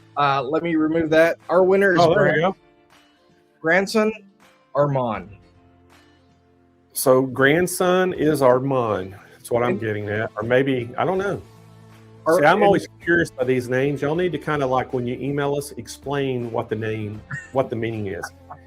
Are you the grandson or do you have a grandson named Armand? So just curious. And Blaine, are you 85 years old? I think this is our first winner also from Kick. So welcome. Thank you. Oh, okay. Yep. I see the Kick. Watching today from Kick. And by the way, we're streaming today live on Facebook, YouTube, Twitch, Kick, Rumble, Instagram, and LinkedIn. So, but first winner I think we've ever had from Kick.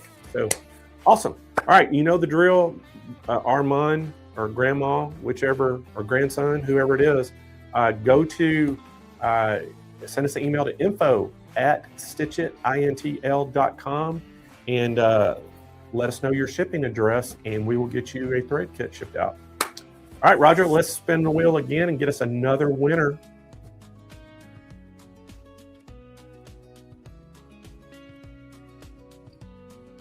You know, Roger, I want to give another one away. Let's give 3. Okay. Denise, I see you on here every week. Thank you for joining us And congratulations today. So Denise is watching today from Facebook. So congratulations, Denise. Denise, send us an email to info@stitchitintl.com and let us know your shipping address, and we will get you a thread kit shipped right to your doorstep. How's that? All right, let's do one more, Roger. Okay. And drawing. Good luck, everybody.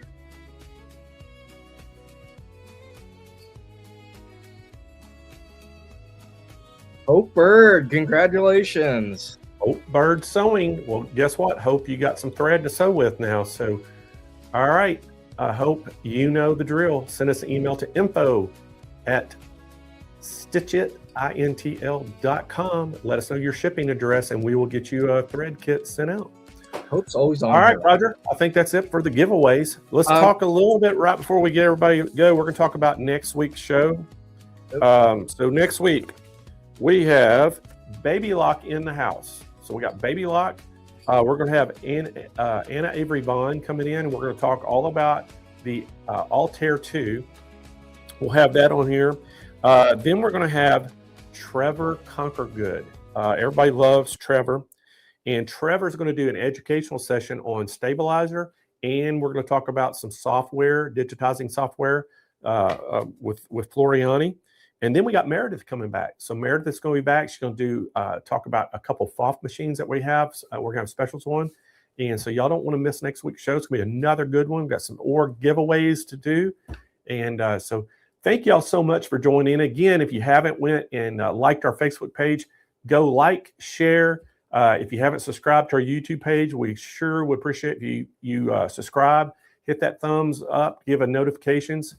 And then again, if you haven't signed up for our emails, go to our website, siiistore.com. At the very bottom of the page, you can go down and put your email address in and hit submit. And just to let y'all know, I did get an email from somebody said, hey, I signed up for your emails and I haven't received anything yet. Well, guess what? Go ahead and sign up for it. But we just started a new email service. Roger's working on that now. So y'all are going to start getting, over the next month, you're going to start getting some emails from us because we're having to slowly integrate all of our email addresses in there. So just be patient. You will start getting some emails, let you know about all the cool things that we got going on here at Stitch It International. Roger, another good show. Yes, very good show. I really liked it. I was just blown away from all the information. It's fun, and then watching everybody's comments, I love how the environment is with all of our viewers. They're having fun, they're chatting with each other, and it's a great time. So with my special announcement about the SWF7 needle, are you kind of leaning even more toward getting embroidery machine now to do patches? Now you got to do hats. I'm always leaning. I would love to get one sooner than later. But yeah, that 7 needle really is what I'm leaning towards. The MB4 also is what my original pick was. So we'll see. We'll see how it goes. Well, I looked at it too. The MB4 is a great, price, but man, not for too much more money. Yeah. You can get now something that'll do hats as well and give you, 3 more needles, and so 7 threads. I'm kind of same way. I've loved everything we've had on the show, but man, now with that cap frame, man, that's kind of got me like, that's going to be a really popular machine. I can already tell you, because a lot of the smaller machines don't do caps with cap frames. Yeah. Somebody said it in the comments. That's a game changer. I think so. So it'll be cool to see that once that's ready. Yeah, I can't wait to get it in and test. I've got a 7 needle like in a room right behind me here, already set up, ready to go. So as soon as it gets in, we're gonna get that on there and start doing some hats and things. And do y'all want me to give away some hats? Put it in the comments. Let us know if y'all want me to give away some hats. We'll embroidery some hats and I'll give some hats away. What do y'all think?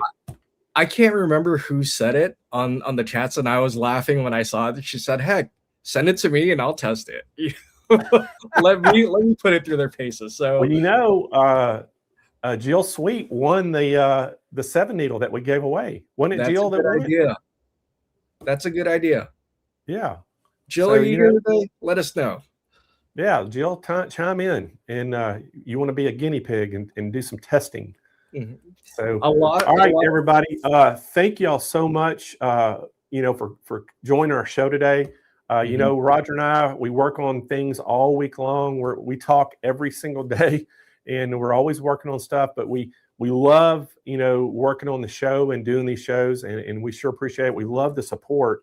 And, again, we're trying to build the Stitch Nation, and we need your help. Go out there and do everything you can to share, the videos, share the things with us. We are going to have, eventually, we're going to have a group, Facebook group for the Stitch Nation, and we'll get that done, and we'll let you know when all that's ready to go. But, Roger. Yes. Jill Man. chimed in. She said that. She's willing. Oh, is she? Well, I know. I'm looking forward to next Wednesday. Yes, me too. We have Trevor Conquergood. Yes. Yes. He is excellent. Anna Avery Vaughn and Meredith is returning. Yes. So it's going to be a great show. Oh, yeah. And Anna is just fantastic. She's really good. And, that Baby Lock Altair 2 is a great machine as well, with embroidery and sewing. And so very, easy to use. And so we're going to have some great machines on the show next week. And then, Trevor, is so good. And he's going to talk about stabilizers and which ones to use. And then he's also going to talk about their FTCU, which is the digitizing software. And awesome. Everybody loves software. So, all right, everybody, thank y'all so much for joining in. Make sure you go out there and help us out, get some of your friends and come on and join the Stitch Nation. And we hope you have a great rest of your day. Have a great weekend. And Roger and I will see y'all Wednesday. Bye, everybody.